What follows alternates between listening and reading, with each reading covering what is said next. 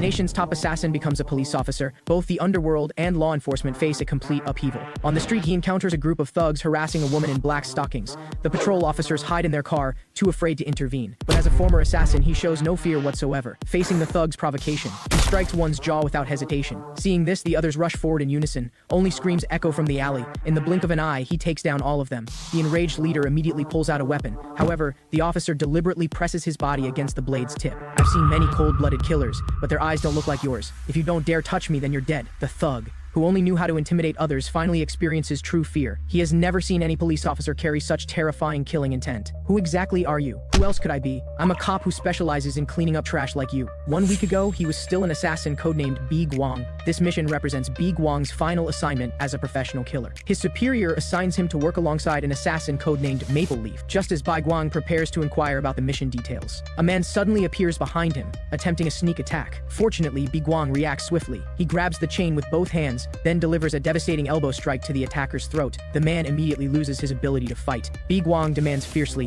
"What are you doing?" It turns out the assassination target for this mission is Bi Guang himself. They intend to hold a retirement ceremony for the legendary assassin. Facing the siege of numerous elite assassins, Bi Guang charges forward with a flying knee, taking down one opponent, immediately following with a left leg kick. Then he kills another. Though they are all assassins, Bi Guang's skills far exceed theirs. "If you want to take me on, is this garbage all you prepared?" Maple Leaf reluctantly draws his gun, telling Bi Guang, "These are all Mr. Buddha's orders. I can only follow commands." Bi Guang never expected Mr. Buddha to deceive him. Mr. Buddha clearly promised that after completing this final mission, he would grant Bi Guang his freedom. "You can go to hell to find that answer." Maple Leaf pulls the trigger, but Bi Guang's strong survival instinct drives him to lunge forward desperately. At this moment, a monk in the temple burns incense. In the incense burner sits a card with Guang written on it. The phone rings. The monk asks whether the mission has been completed. However, the voice on the other end is not Maple Leaf. "You damn monk, you're at the temple now, aren't you?" The monk shows no surprise at this outcome. Naturally, a monk stays at the temple. "Bi Guang, do you think you can enter?" However, Bi Guang has already arrived at the temple gates.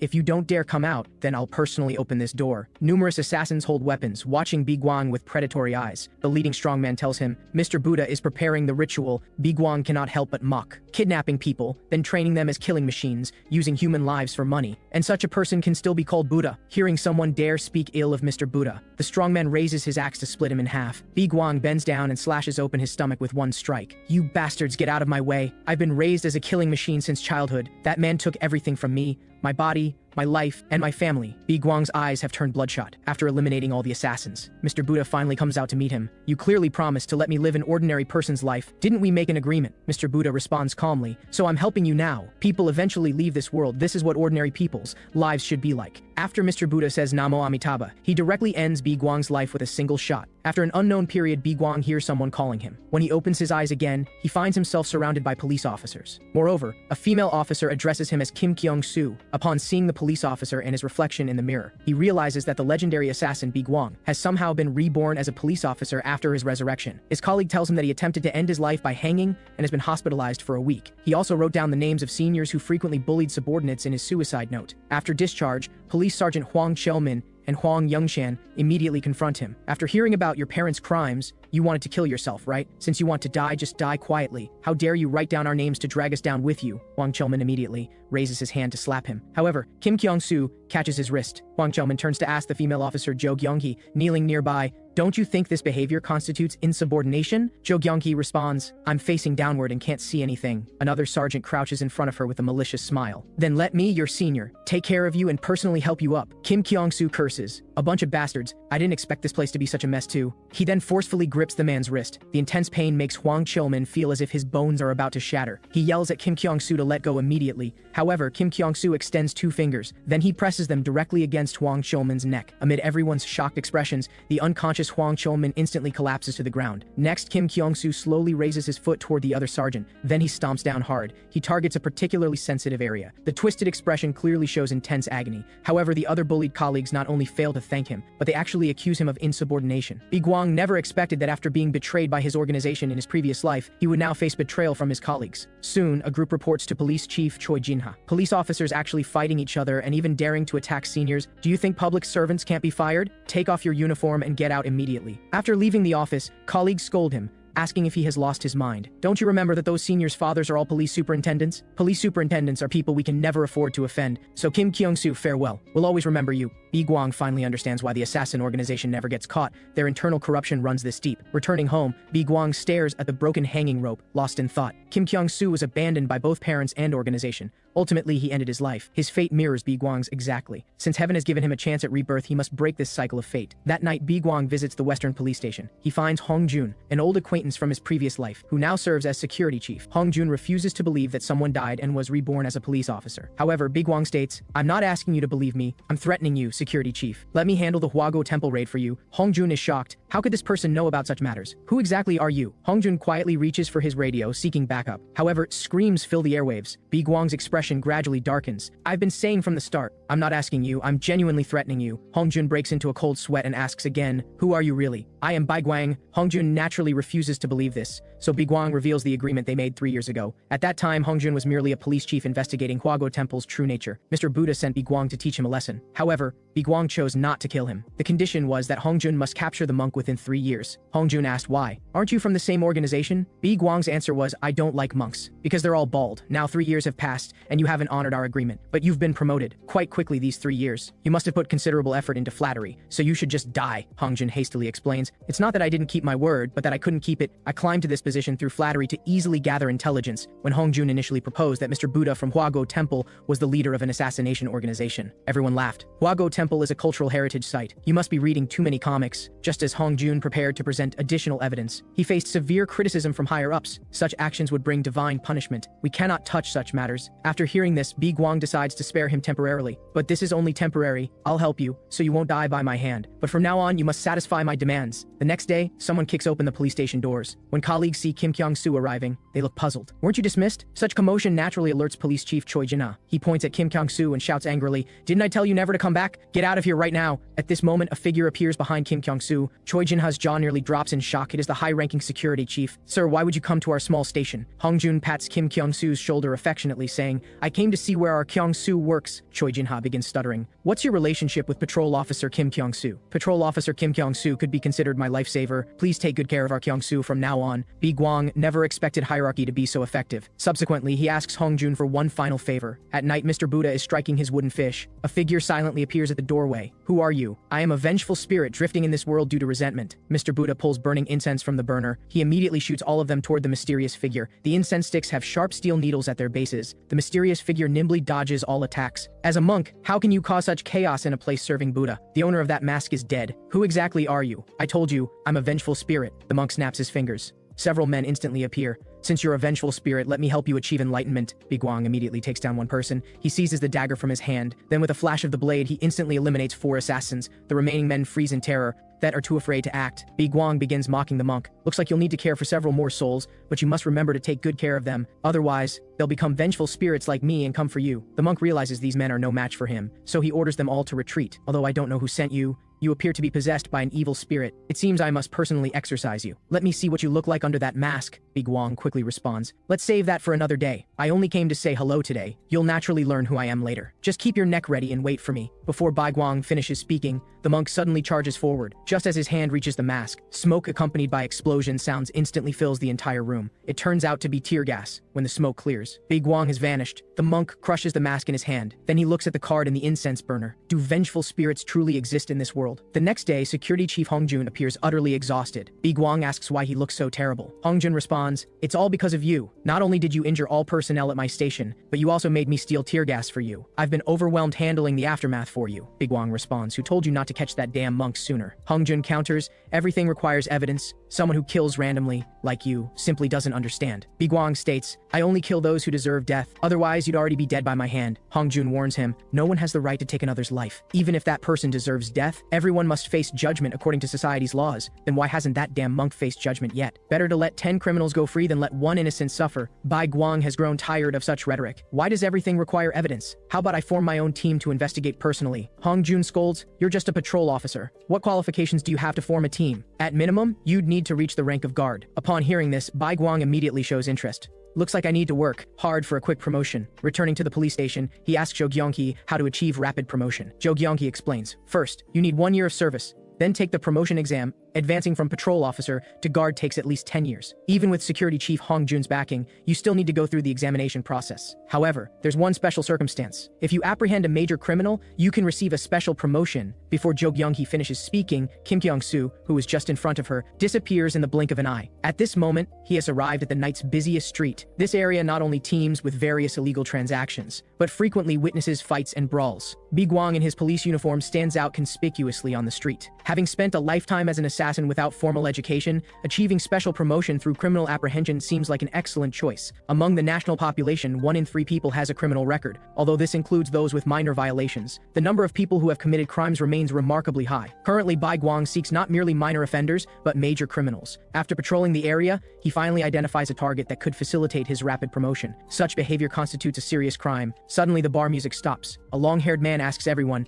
"Why isn't anyone dancing? Did you all overuse your backs last night?" A beautiful woman below responds, "As long as you can open champagne, we guarantee we'll have fun." The long-haired man shows a wicked smile. "Since you really want it, then open your mouths wide, my ladies." He then produces a stack of patches. "Are you handsome guys suffering from back pain? You all need to catch these. Let's spend a passionate night together." At this moment, a discordant voice appears. "Passionate my ass. You'd better come with me for some hot prison food. These items are strictly prohibited contraband." Upon hearing contraband, everyone's expressions change immediately. The exposed long-haired man becomes furious. "Who exactly are you?" Bi-gwang removes his jacket, revealing his uniform underneath. "Why don't you guess?" Seeing a police officer, the long-haired man immediately turns and flees toward the back door. However, the back door has been locked from outside. The people outside have also been cleared out by Bi-gwang. The long-haired man's group now has no escape route. Soon, they discover only one police officer pursuing them. "You came out here alone, didn't you? So what?" The long-haired man shows an evil smile. "Coming here alone? Today I'll make sure you never return." The suited man beside him produces a red patch from his jacket. He then applies the patch to his neck. The next second, his body shows bulging veins. The man howls toward the sky like a madman. Bi-gwang charges forward and punches him directly. "You two are celebrating too early." The fallen man begins clutching his nose in agonizing screams. Bi-gwang states, "That's more appropriate. You should only scream when it hurts." The following scene proves extremely brutal. The long-haired man becomes paralyzed with fear on the ground. He begins begging the police officer for mercy. "If you spare me, I'll give you whatever you want." However, Bi-gwang responds, "I only want a quick promotion." The next day, news reports cover a criminal gang's arrest by police. Bi-gwang receives a special promotion to sergeant rank. Just as Hong Jun prepares to criticize him, this arrest method was too inhumane. Bi-gwang produces an item. It appears wrapped tightly in leaves. "I found this contraband in their vault." Hong Jun shows great shock. "You actually took evidence out privately?" Bi-gwang opens the leaves saying, "Seeing this, doesn't it remind you of anything? The legendary November Phoenix, commonly known as Shitniks." At this moment, a man wearing a cock mask holds red patches. The person with 2 patches stuck on him kneels on the ground, constantly begging for mercy. It turns out Bi-gwang's captured criminal team belongs to his jurisdiction. The boss currently punishes him for this incident. As the 3rd patch adheres to his body, the man's body immediately explodes. The woman before them is Phoenix, also one of the monk's assassins. Brother Bi-gwang left this world in December, and Brother Maple Leaf also received punishment. Phoenix remains extremely cautious now. She does not want Mr. Buddha to discipline her. Therefore, she will personally discipline this police officer. After Bi-gwang's promotion to sergeant, his 3 former colleagues all approach him, requesting that he include them in his next operation for special promotions. They hope Bi-gwang will bring them along during his next mission. However, Bi-gwang responds, "Why should I bring you? I'm sufficient alone." Jo Young-hee begins appealing emotionally. "Have you forgotten how well we treated you before? We faced punishment together and visited you in the hospital." At this time, someone says, "We're mutually supportive colleagues." This statement triggers unpleasant memories for Bi-gwang. When Mr. Buddha designated him as the top assassin, other assassins showed considerable dissatisfaction. "Someone like you who distinguishes between good and bad when killing. Why should you rank first among us?" Phoenix showed even greater jealousy toward him. "Who made our brother Bi-gwang as Mr. Buddha's favorite? Why don't you just die?" Therefore, when someone mentions colleagues in front of Bi-gwang, his anger instantly rises. "Colleagues mean shit. Get promoted first, then talk to me. You small fry, who you calling colleague?" Jo Young-hee becomes angry and immediately challenges him to a one-on-one fight. Fortunately, the chief appears at this moment. He begins shouting at the 3 people, "You useless lot," slacking off again. Of course, except for our Kim Kyung-soo, is our police station's lucky charm feeling unwell anywhere. He then begins shamelessly flattering him. Thanks to Bi-gwang's major achievement, the chief will also receive a promotion. Meanwhile, the 2 seniors Bi-gwang previously hospitalized have been discharged. Upon learning that Kim Kyung-soo not only has the security chief as backing but also received a special promotion, they become extremely angry. "We must find someone to bring this kid down." At this moment, a seductive voice appears behind them. "Officers, may I ask for directions?" She deliberately bends over, revealing some enticing curves. This causes the already lustful sergeant's blood to boil. They immediately approach, asking where the beautiful woman wants to go. Coincidentally, she seeks the Ilsan police station where they work. However, the woman then asks whether they know Kim Kyung-soo. "He picked up something belonging to me. If I can't retrieve it, I'm finished." The 2 sergeants break into a sweat, initially thinking she might be his girlfriend. "We almost refused to help her. To express gratitude, the woman offers them pastries to taste. Soon after, an uninvited guest appears at the police station. The two sergeants from earlier now lie unconscious on the ground. The woman points at Bi Guang, excitedly shouting, "Finally found you, my dear officer." She claims to have lost a sycamore leaf containing blue sycamore flowers. As Jo Kyung-hee prepares to check the evidence list, the woman states, "No need to search because it's in that officer brother's hands." Everyone looks at Kim Kyung-soo with confusion. Bi Guang curses silently. This bitch's personality hasn't changed at all. He attempts to notify Security Chief Hong Jun for support, but he discovers interference, blocking communication waves. The surveillance cameras also emit constant static sounds. This woman's madness stems from childhood trauma. At that time, Mr. Buddha captured many children, having Bi Guang assess their usefulness. Among them was November Phoenix. Mr. Buddha asked him, "Do any of these children show potential?" Bi Guang responded, "Not very useful."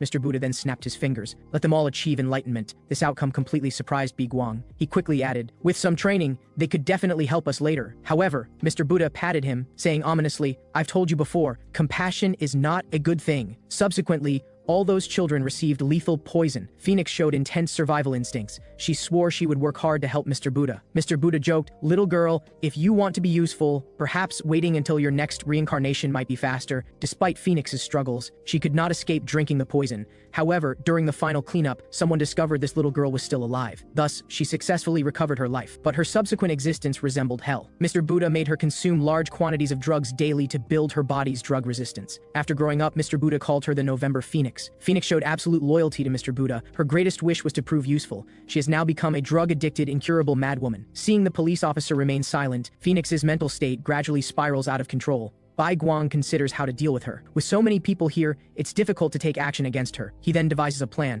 falsely claiming the item is at his home. He will lead her away, then find an opportunity to kill her. Just as Bi Guang prepares to take her home, Phoenix immediately exposes his lie. "Brother, how could you keep contraband at home? Do you think I'd believe what you say?" She then produces a stack of patches from her bag. She throws them at Bi Guang. The three colleagues behind him unfortunately get hit. The next second, their faces show bulging veins. They immediately lose consciousness. Meanwhile, two people wearing cock masks drug the others. Phoenix threatens him, "Just hand over the contraband and I'll spare their lives." Suddenly, Bi Guang's hand swiftly moves forward. Although Phoenix dodges the attack in time, her clothes is worn. Bi Guang's actual target was the wave interference device on her body. Now the signal returns to normal. He immediately calls Hong Jun requesting support. Phoenix complains, "Brother, what's wrong with you? Why are you tearing people's clothes?" Bi Guang grips his baton, showing a wicked smile. "After taking a few more hits, you'll understand. I'll make you remember past events." This makes the already psychologically twisted Phoenix even more excited. This brother speaks so rudely, tearing people's clothes and threatening to hit women. "Do you have such tendencies?" Bi Guang strikes her without hesitation. Phoenix bends to avoid the attack, immediately following with a flying knee aimed at her face. She quickly distances herself from her opponent. Her forehead immediately feels sharp pain. Her opponent has drawn first blood. Phoenix's face instantly becomes ferocious. "This damn cop doesn't want to live. You're still the same. Damn ugly when angry." Phoenix licks the blood on her hand.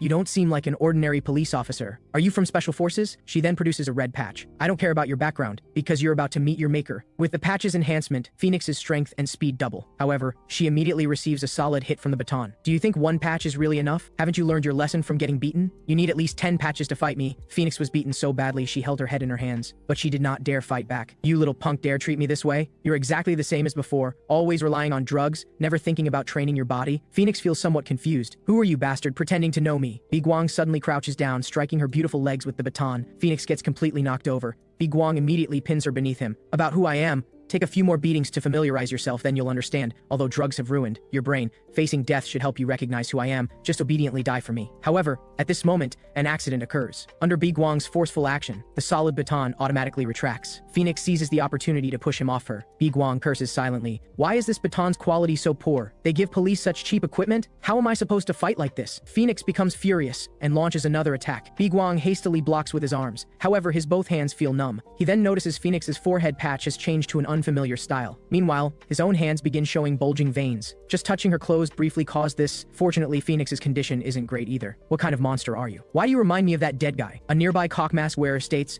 "Police reinforcements will arrive soon. We should leave quickly." Bi Guang also waves urgently, "You should leave quickly. We'll meet again anyway." Because police alone cannot possibly catch her. Anyone who touches her will immediately die. Phoenix never expected this police officer to be so mysterious. She can only choose temporary retreat. Her body trembles uncontrollably from fear. Why does that police officer carry traces of brother Bi Guang? When Hong Jun arrives, he questions why Bi Guang failed to apprehend her. The next second, a baton flies over. "You still have the nerve to ask me? If not for this cheap equipment, I would have caught them long ago. Now my arm is completely useless. This situation completely exceeds Biguang's expectations. Fortunately, Phoenix fled out of fear. Just touching her clothes can spread the virus. Has she enhanced the previous drug's effects, or is this a new drug? She's become a walking contraband. I initially thought I could easily eliminate her. He then asks Hongjun for a favor. That evening, Biguang returns to his home. Two cock mask wearers have already set an ambush. With the explosion sound, smoke instantly fills the entire room. Inhaling this contraband causes hallucinations, but Phoenix ordered increased dosage. Better to kill you directly. However, Biguang had previously borrowed equipment from Hongjun. He specifically requested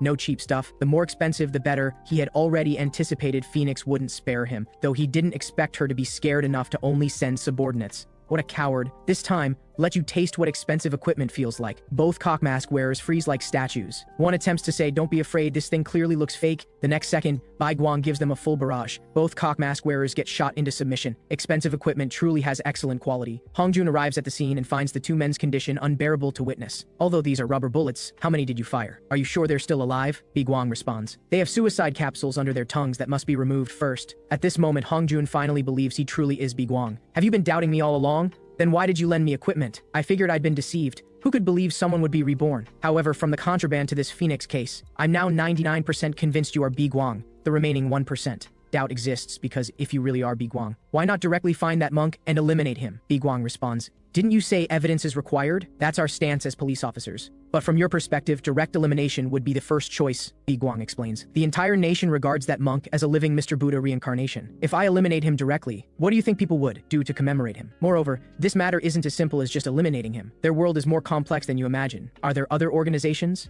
besides Huago Temple? Biguang responds. Other organizations have nothing to do with me. I only want that monk to face complete disgrace. I won't let others follow my path in life. Hongjun suddenly extends his hand. I'll help you capture that monk together. This truly surprises Biguang. What? You'll help me? Obviously, I'm helping you, not letting you die by my hand. If you want to stay alive, do what I ask you to do well. Finally, one more thing. It's not that I don't want to eliminate him, but I currently lack that capability. At this moment, Phoenix desperately begs for mercy. Upon learning she lost drugs and stormed the police station without permission, Mr. Buddha becomes extremely angry. You are insane. Have you eaten too many drugs and damaged your brain too? Who gave you the courage to cause chaos at the police station? This time, you'll obediently accept punishment. Phoenix crawls outward like a dog, desperately trying to escape. Someone nearby mocks, look at how you're crying. You beggar look really ugly. Phoenix starts to ask, why is Lespede's brother here? When another person appears. Of course, Mr. Buddha called us here. How did this bitch Cherry Blossom also come? At this time, Mr. Buddha addresses everyone. Since you've all gathered, the ceremony to eliminate November Phoenix begins now. Due to Phoenix losing contraband and acting without authorization, Mr. Buddha decides to personally help her ascend to enlightenment. Phoenix frantically begs for mercy. I will definitely help you retrieve the lost drugs. However, Mr. Buddha says, no need.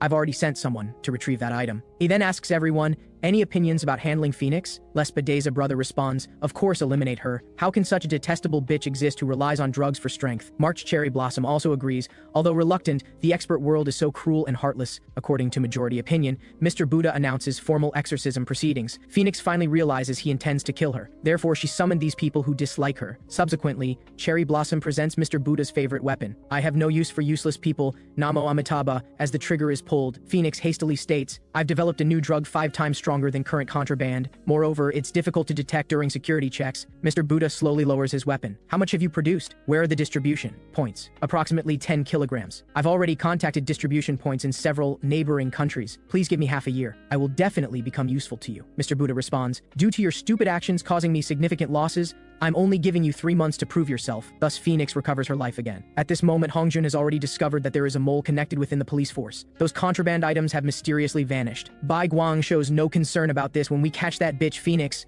we can just take them back then. Handle the internal police matters yourself. Also, didn't you mention the Huago Temple Task Force before? When will they start working? Hongjun's expression immediately turns extremely grim. Actually, they have all been sacrificed.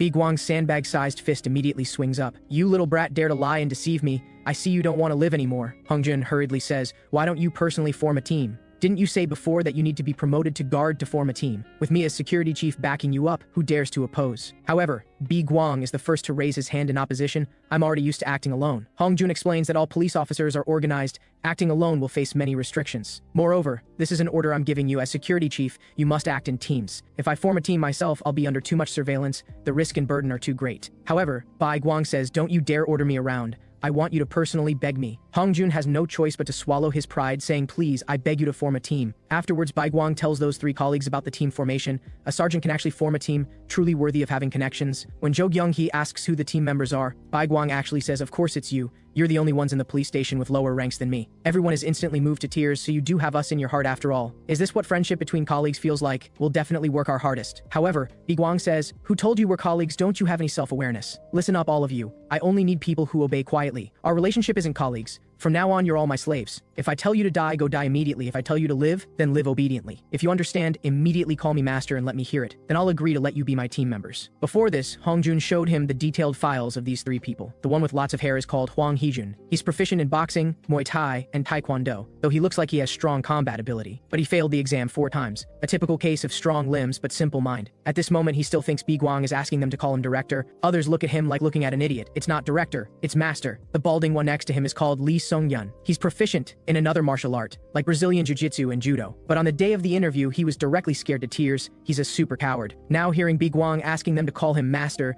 those useless tears flow out again. The last woman is called Jo Kyung-hee. She doesn't know any martial arts. Her physical fitness test was also last place. Among the police, she's the weakest existence, but she got first place in the written exam, first place in the interview too. So her IQ is very high. She's especially good at reading people's expressions and flattering. Therefore, she's the first to step forward and actively call Baiguang master. This weekend, the oddball trio called out looks completely confused. Baiguang proposes to play a role-playing game with them. "My identity is a vicious criminal. I'll give you 5 minutes to warm up, then attack together and subdue me." Hwang Heejun obviously hasn't realized the seriousness of the problem. Is 3 against 1 really okay? What if Master gets injured? Baiguang instantly looks at them with murderous intent. Now there are 4 minutes of preparation time left. Then the other 3 crouch on the ground to discuss tactics. Has that bastard Kim Kyung-soo gone crazy? "Gyeonggi, didn't you call him master? Whatever, he can't hear us anyway." However, Baiguang says, "I can hear everything," scaring them to quickly change and call him master. Jo Gyeonggi is the intelligence leader. She has Hwang Heejun charge up first, using footwork to attract the opponent's attention. Then Lee Sung-yun takes advantage of the opening to use grappling techniques to lock him down. Though the plan is perfect, but when they see Baiguang take off his shirt,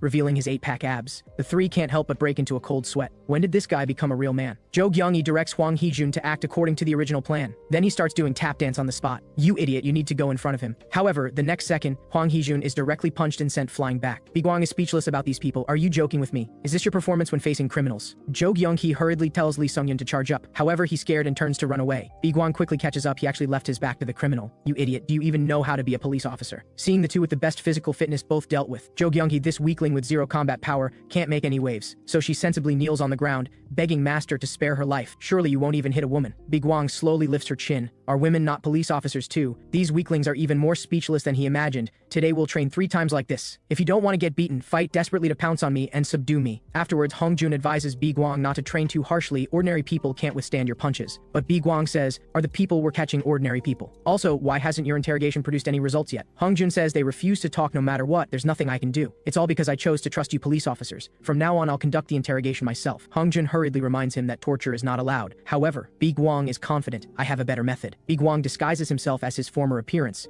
When he enters the interrogation room, he immediately calls out these 2 people's names. This shocks them greatly. "Who exactly are you?" "Long time no see, everyone. I'm Baiguang. Now tell me everything you know." The 2 naturally don't believe it. Lord Baiguang died long ago. However, Baiguang points at one of them and says, "I've seen you, kid. The scar on your body was stepped on by high heels, right? Back then, you secretly took the drugs behind Phoenix's back and got severely punished when discovered. Their suspicions are instantly dispelled, but didn't Lord Baiguang die?" Baiguang says, "This is a top secret mission. He had me fake my death, then infiltrate the police internally. I heard that bitch Phoenix lost the drugs and even broke into the police station. In the end, she returned with no results. What exactly is that bitch doing now? I've already turned off the recorder. Feel free to speak out. Based on Lord Mr. Buddha's personality, Phoenix caused this incident. He'll definitely have me kill her." The 2 immediately tell everything they know. Mr. Buddha won't blame Lord Phoenix because she's currently making new illegal drugs. Hongjun didn't expect this guy to be so crazy. It's actually 5 times stronger than the previous illegal drugs. Baiguang says, "They plan to circulate to the market within half a year. I got the address of the underground nightclub run by Phoenix's executives. Also the location of the criminals distributing these illegal drugs. As for Phoenix's residence, probably only her executives know. So what we need to do first now is go arrest those executives." Phoenix, who just escaped with her life from Mr. Buddha's hands, is still in a state of shock. When the executives hear that the goods must be sold within 3 months, they all think such a short time is too rushed. Moreover, you still have 2 subordinates captured by the police. Let's negotiate with Mr. Buddha for more time. Being so hasty will easily cause accidents. Phoenix sternly says, "If Mr. Buddha blames us, can you take responsibility?" At this time, someone says, "If something goes wrong, I'll naturally take responsibility. You're a bit too shocked right now. What exactly happened when I wasn't around?" Phoenix clearly states, "I said 3 months. Then it's 3 months. Choi Jang-mal, you contact the distributors, move up the schedule, attacker, you prepare the drugs as soon as possible. As for this person called Sang P, his role is to provide comfort when Phoenix is exhausted. At this time, the oddball trio is completely exhausted under B Guang's training. Kyung-soo, are you going too far actually using this method to train us? Didn't you say you'd do anything? Jo Kyung-hee says, we joined your team to catch criminals, not to fight with you. Since you want to catch criminals so badly, then follow me. Then B Guang brings them to a remote warehouse. After entering, the oddball trio is stunned on the spot, because the people in front of them are criminals selling illegal drugs.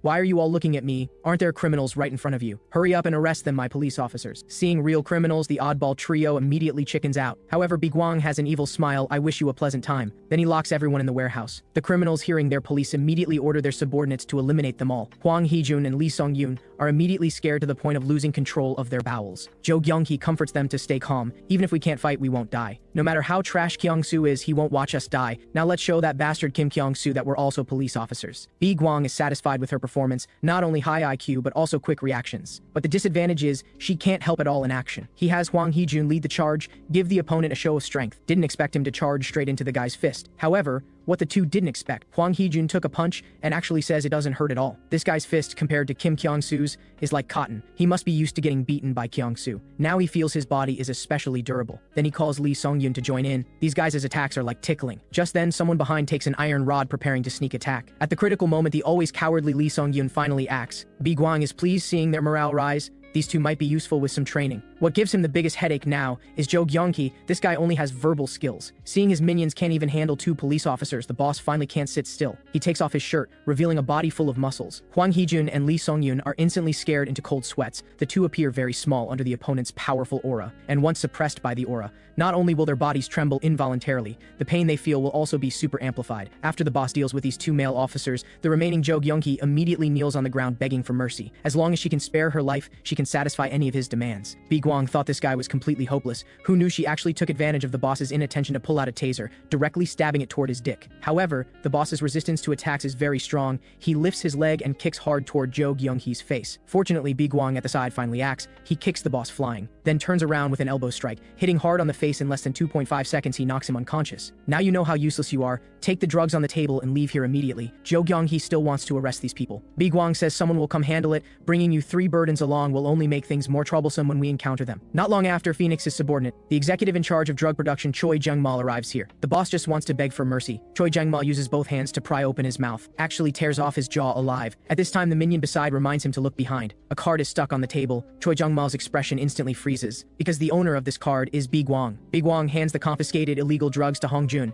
and reminds him that the sweep plan against Phoenix can officially begin. Before the operation starts, Hongjun says he wants to introduce someone to him. She's the team leader participating in this plan, Police Commissioner Kim Ah-young. When Kim Ah-young hears that the man in front of him is just a sergeant, she immediately scolds him for daring to sit so brazenly in the security chief's office, having no sense of hierarchy. Then steps on B Guang's thigh, commanding him to stand up immediately. B Guang not only isn't angry, but says stand it up. Kim Ah-young is confused. What does stand it up mean? B Guang explains, anyway, I don't want to move. Why don't you help me stand it up? Kim Ah-young has never seen someone act like a rogue toward him before. I'll make you stand it up right now. Kim Ah-young quickly pulls her leg back. B Guang thought she wanted to use a kicking attack. However, she lifts his leg high up. It turns out she wants to use Brazilian Jiu-Jitsu to lock his head. People from the SWAT team are indeed extraordinary. This is much stronger than those 3 idiots. Kim Ah-young is even more shocked. This guy actually perfectly dodged all her attacks. Then she changes tactics, directly pouncing with his whole body. But what greets her is B Guang's sandbag-sized fist. Kim Ah-young, hit by a punch, weakly lies on his thigh. B Guang starts mocking, here, didn't you say you'd help me stand it up? Why are you lying down yourself? Kim Ah-young's anger instantly spikes. He starts frantically attacking B Guang. However, not only does she not touch a single hair on B Guang, but gets teased with nice body. Hongjun sighs quietly on the side. After the two finish their tussle, he starts arranging the plan to eliminate Phoenix.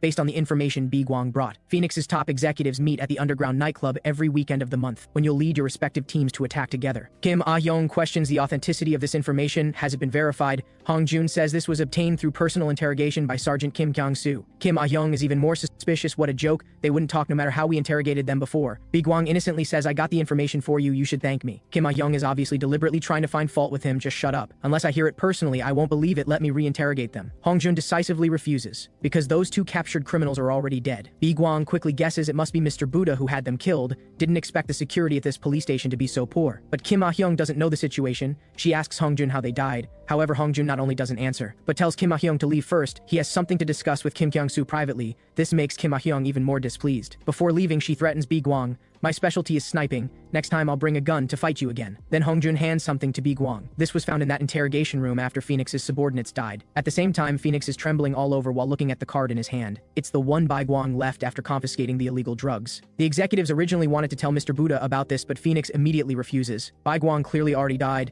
Mr. Buddha will definitely scold me for talking nonsense. But why would the police have Bi-gwang's card? Could that guy really have been Bi-gwang? Could I also escape from Mr. Buddha like him and save my life? The scene of Mr. Buddha pointing a gun at her is still vivid in memory. Phoenix's heart is extremely conflicted. This completely affects how her next plan should develop. Under constant conflict, Phoenix completely loses control. The executives hurriedly have someone called Lord Sang-Pi over. Sang-Pi is a drug-making expert. She specially made illegal drugs for Phoenix that can make people feel euphoric. After relaxing, Phoenix tells her subordinates to proceed according to the original plan. However, the subordinates think this is too dangerous. The police already have their intelligence. Phoenix has Sang-Pi let them try it too. This is freshly made new drugs. After the two inhale it into their bodies, they instantly feel all worries and troubles disappear. It's like everything they do will go smoothly. Then let's continue according to the original plan. At this time, Bi-gwang is very angry. The oddball trio now only has the one who can't fight left. The other two found excuses to lie in the hospital and dare not come out. Bi-gwang just wants to scold them, but changes his words to say this is pretty good. Jo Kyung-hee still thinks with only her left she can rest. However, Bi-gwang suddenly grabs her tightly. Those two not coming is perfect. We can have a private secret class. Because her body looks like trash. Not only low muscle content, but also no flexibility, completely unsuitable for field combat. If she goes on a mission, she'll probably be the first to die. Bi-gwang initially wondered how this kind of person could be a police officer. Later he learned this woman has extremely high IQ. She knows all the restaurant phone numbers in the city by heart. She is called a human food delivery app. Therefore, Bi-gwang plans to give up on her physical shortcomings and fully develop her intellectual advantages. Then takes out a 3-section staff saying to Jo Kyung-hee, when this staff contracts and shortens, treat it as a blade weapon. When it extends, treat it as a shield weapon. Next, I'll personally train you hands-on. If you don't want to die gloriously on a mission, you better pay attention. When Hwang Hee-jun and Lee Sung-yeon arrive, they're completely stunned. Bi-gwang is naked, and he is pressing Jo Kyung-hee underneath him. The latter is obviously completely limp. Jo Kyung-hee says with tears in her eyes, it's really too intense. Bi-gwang enthusiastically invites them. Want to know what happened? It'll be your turn soon. From then on, Bi-gwang subjects them to inhumane training. Half a month later, the plan to execute the elimination operation against Phoenix officially begins. This period is like a nightmare for the other trio. They never want to experience that kind of thing again. But what makes them curious is what important mission actually requires working with the SWAT team. Moreover, Kim Kyung-soo actually dares to speak so rudely to the SWAT team leader. What exactly does this guy do? At this time, SWAT team's Kim Ah-hyung gestures for them to stop. A cellar entrance appears in front of them,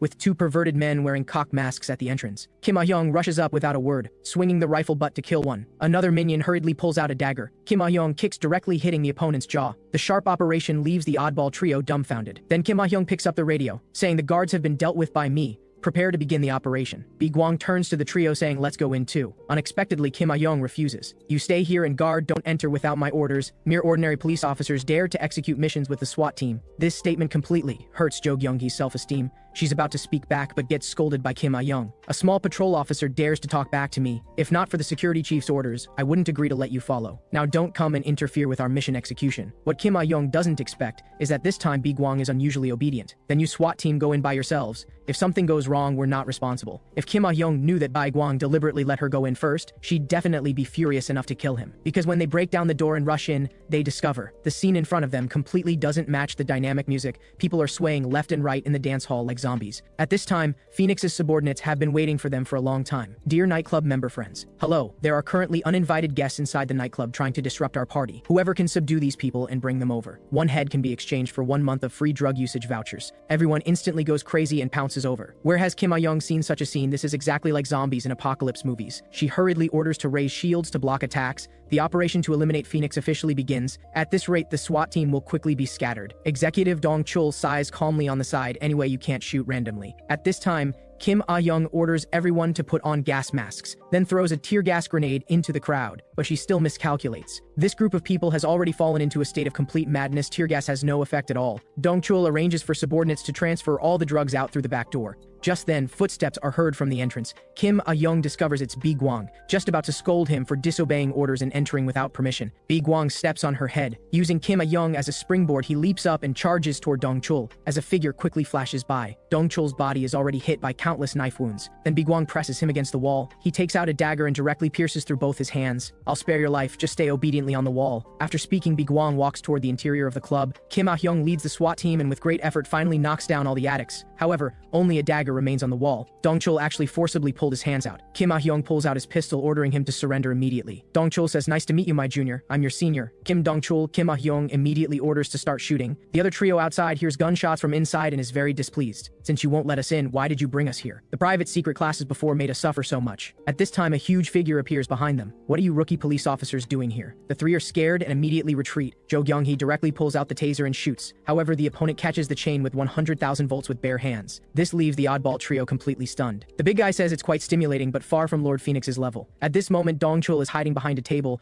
resisting the SWAT team shooting. Because police normally can only use rubber bullets, they have no lethal power at all. Having no choice, Kim Ah-young orders to switch to live ammunition. She again advises Dong-chul to surrender quickly, otherwise under live ammunition attack he'll definitely die. However, Dong-chul says might as well die. "If caught by you guys, won't I be unable to use illegal drugs for the rest of my life? When I was on missions with the SWAT team before, I accidentally touched illegal drugs. My life changed from then on. I used my position to search for higher quality illegal drugs, but this made my body develop huge drug resistance, making me unable to get satisfaction from any illegal drugs. Fortunately, when I was most miserable, I met Lord Phoenix. She's the behind-the-scenes boss of the local largest drug trafficking organization." Phoenix hands the blue lollipop in his mouth to Dong-chul. "This is made with the purest ingredients. Want to try licking it?" Dong-chul just lightly tastes it. It instantly reminds him of running in the sunset that day that was his lost youth. This small lollipop brings him unprecedented impact. Phoenix says, "As long as you work with me from now on, you can get lots of these things. But only one per day, eating more will cause problems." Now Dong-chul sees he's about to die, so he takes out 5 lollipops at once. Thinking that he won't be able to eat these in the future is sadder than death. Dong-chul, who overdosed on illegal drugs, completely loses his mind. He wants to drag the SWAT team down with him as burial companions. On the other side, Biguang has already arrived at the interior of the club. Several minions are easily dealt with by him. Sang-pi in the room has long heard Lord Phoenix mention this police officer. She originally wanted to find Biguang first, didn't expect the opponent to deliver himself. However, one sentence from Biguang makes her feel a trace of fear. "First generation Phoenix, did you receive the card I sent you?" Sang-pi is shocked. "Who exactly are you?"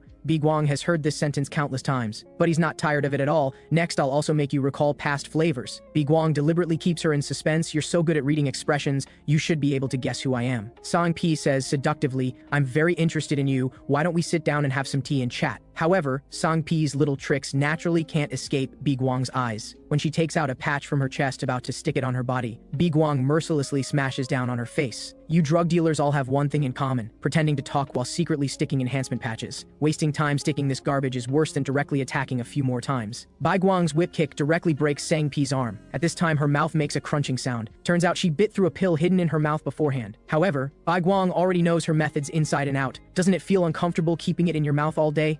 Biguang just picks the pill out of her mouth. Sang-pi directly jumps up, using both legs to lock his arm, but without the patch's enhancement. This little strength is nothing to Biguang. He heavily smashes Sang-pi on the ground. "Hurry up and tell me where Phoenix is hiding. Your subordinates are about to die, yet he still won't come out. This kind of coward isn't worth your desperate protection." Suddenly, someone throws something at Biguang's back. Looking back, it's actually 3 children who took drugs. One girl even shouts "bad guy" at Biguang. Sang-pi says, "You came too late. I said as long as you hear intense commotion, you should run over quickly." That little girl takes a knife and stabs toward Biguang. Biguang hits the back of her head, knocking her unconscious. The other 2 children also charge with knives. Biguang also knocks them unconscious. Sang-pi uses this time to stick on the enhancement patch. "Now let's see what you can do." These children remind Biguang of his dark childhood. He asks with a gloomy expression, "Phoenix ordered you to do all this." Sang-pi says provocatively, "So what?" This makes Biguang immediately murderous, then don't expect to live. At this moment, the oddball trio is being chased by the big guy and running for their lives. Jo Kyung-hee curses. While running, Biguang's secret class is completely useless. It turns out what Biguang taught them in class is very simple. When using blunt weapons to attack, aim for the chest, throat, or crotch. When using sharp weapons, choose places with many blood vessels. As long as you attack these parts first, ordinary people will immediately be taken down. But the big guy in front of them isn't ordinary. The trio's fatal attacks actually make him feel very comfortable. So they run into the underground club, preparing to request help from the SWAT team. However, the people lying on the ground like zombies shock them greatly. What exactly happened to these people? Moreover, except for Kim Ah-young, the entire SWAT team is dead. The big guy says approvingly, "Worthy of Dong-chul, solved it so quickly." But soon he discovers Dong-chul sitting in the corner motionless, obviously also dead. It turns out a few minutes ago, Jo Kyung-hee ordered to use live ammunition, though Dong-chul was hit by several bullets. But due to consuming large amounts of illegal drugs, he felt no pain at all, and his strength and speed also became extraordinary. The SWAT team was instantly caught off guard. Dong-chul broke through the defense and reached Kim Ah-hyung just as he was about to pull the trigger. Kim Ah-hyung quickly bent down and kicked him flying. Then she picked up a submachine gun and gave Dongchul a burst of bullets. Getting hit by so many bullets, he's definitely dead on the spot. Kim A-young hurriedly had someone check on his colleague's condition. Unfortunately, that colleague had completely stopped breathing. At this time, Dongchul, who should be dead, stands up again. He thrown a smoke grenade into the crowd.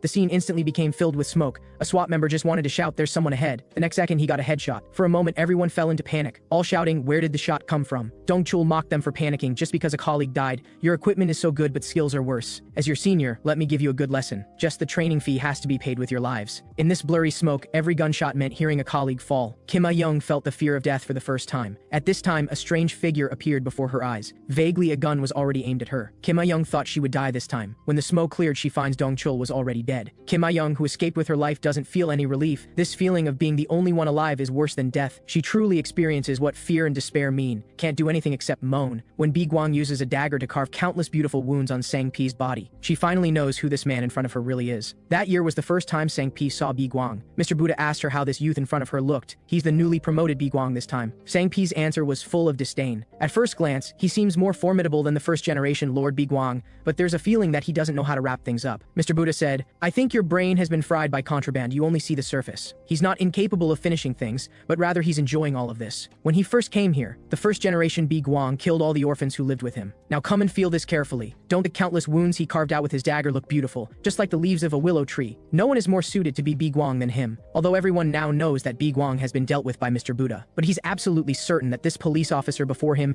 is Lord Bi-gwang. This kind of technique can only be done by him. Bi-gwang stomps hard on Sang-Pi's face. "You just need to tell me where Phoenix is hiding, and I can let you die without any pain." But Sang-Pi would rather be cut to pieces than reveal it. It turns out that when Sang-Pi stepped down from the first-generation Phoenix's position, Mr. Buddha had the newly promoted Phoenix kill her. But the new generation Phoenix didn't kill her. However, Sang-Pi instead poisoned Phoenix's wine glass. Phoenix, who had always been psychologically fragile, wanted to know why this happened. "I spared your life. Why did you want to kill me? Don't you like me?" Sang-Pi answered, "I could never like you." This sentence completely shattered Phoenix. "Why does everyone hate me so much? Once because of my cowardice, they all wanted to kill me, so I worked hard to become stronger and successfully rose to power. Now they hate me again because I use contraband. But you shouldn't hate me, because we do the same things. How about I drink this? And from now on you'll have to like me forever." Then Phoenix actually drank that poisoned wine right in front of her. Although blood began flowing from all 7 orifices, her eyes were filled with anticipation, anticipating that Sang-Pi could truly like her. Sang-Pi realized she was just like her, both pitiful people trying to survive and desperately wanting to live. Looking at Phoenix crying like a child in his arms, she felt love for the first time. How could I push the first person I ever loved toward death? Bi-gwang doesn't expect there to be such feelings between them. He decisively slashes the throat with one cut, giving her a quick death. The remaining information would have to be obtained from others. At this moment, Sang-Pi uses her last breath to say she will definitely come here. "The children's affairs are all my ideas, so I beg you not to kill Lord Phoenix." Just as she says, Phoenix is racing toward this place at full speed. Bi-gwang's response is that it depends on her performance. Just when the muscular man was about to tear apart the weird trio, fortunately Bi-gwang appeared in time to save them. He didn't expect that the SWAT team couldn't even handle one severely injured person. It seems he really overestimated them. At this moment, the muscular man takes advantage of his inattention, swinging his fist over. The sound of breaking bones instantly echoes throughout the room. Bi-gwang says teasingly it must hurt quite a bit. Then he looks toward the other 3. "You go bring those kids along. After I deal with this guy, we'll wrap up the operation immediately." However, the muscular man picks up 2 hostages from the ground, using them as human shields. Shoot, if you will. Bi-gwang pulls the trigger without hesitation. The bullet precisely passes through the narrow gap and strikes the burly man's shoulder. Bi-gwang advises him to calm down, saying he doesn't want his life yet. "Since all your accomplices are dead, you must stay alive to provide me with information." The burly man completely loses his mind after hearing this and lunges at Bi-gwang recklessly. Bi-gwang fires several shots at his legs, making him unable to move. He then tells Jo Gyong-hee to report to headquarters that the mission is complete. He thought this operation would be easy to handle, but it caused such heavy casualties to the SWAT team. His expectations for Kim A-young were quite high. No matter what, she should be stronger than the other 3, yet she turned out to be completely useless. At this moment, Jo Gyong-hee actually turns around and asks him to help tie up the burly man because they can't hold him down. Bi-gwang is completely speechless. "You guys shouldn't be police officers." Suddenly, a motorcycle speeds in. Bi-gwang instantly steps back to avoid the collision. He then raises his gun and starts aiming. The motorcycle turns around and performs a dragon tail maneuver. Bi-gwang is directly knocked flying by the rear wheel. When the rider removes the helmet, it's that crazy woman, the second-generation Phoenix. Phoenix tells the burly man to bring everyone and follow her, explaining she came late because she was finding an escape route. When she hears that everyone except him is dead, Phoenix looks completely incredulous. Bi-gwang stands up and adds that there's no need to doubt. "You heard correctly. They are all dead." Phoenix angrily reaches into her chest,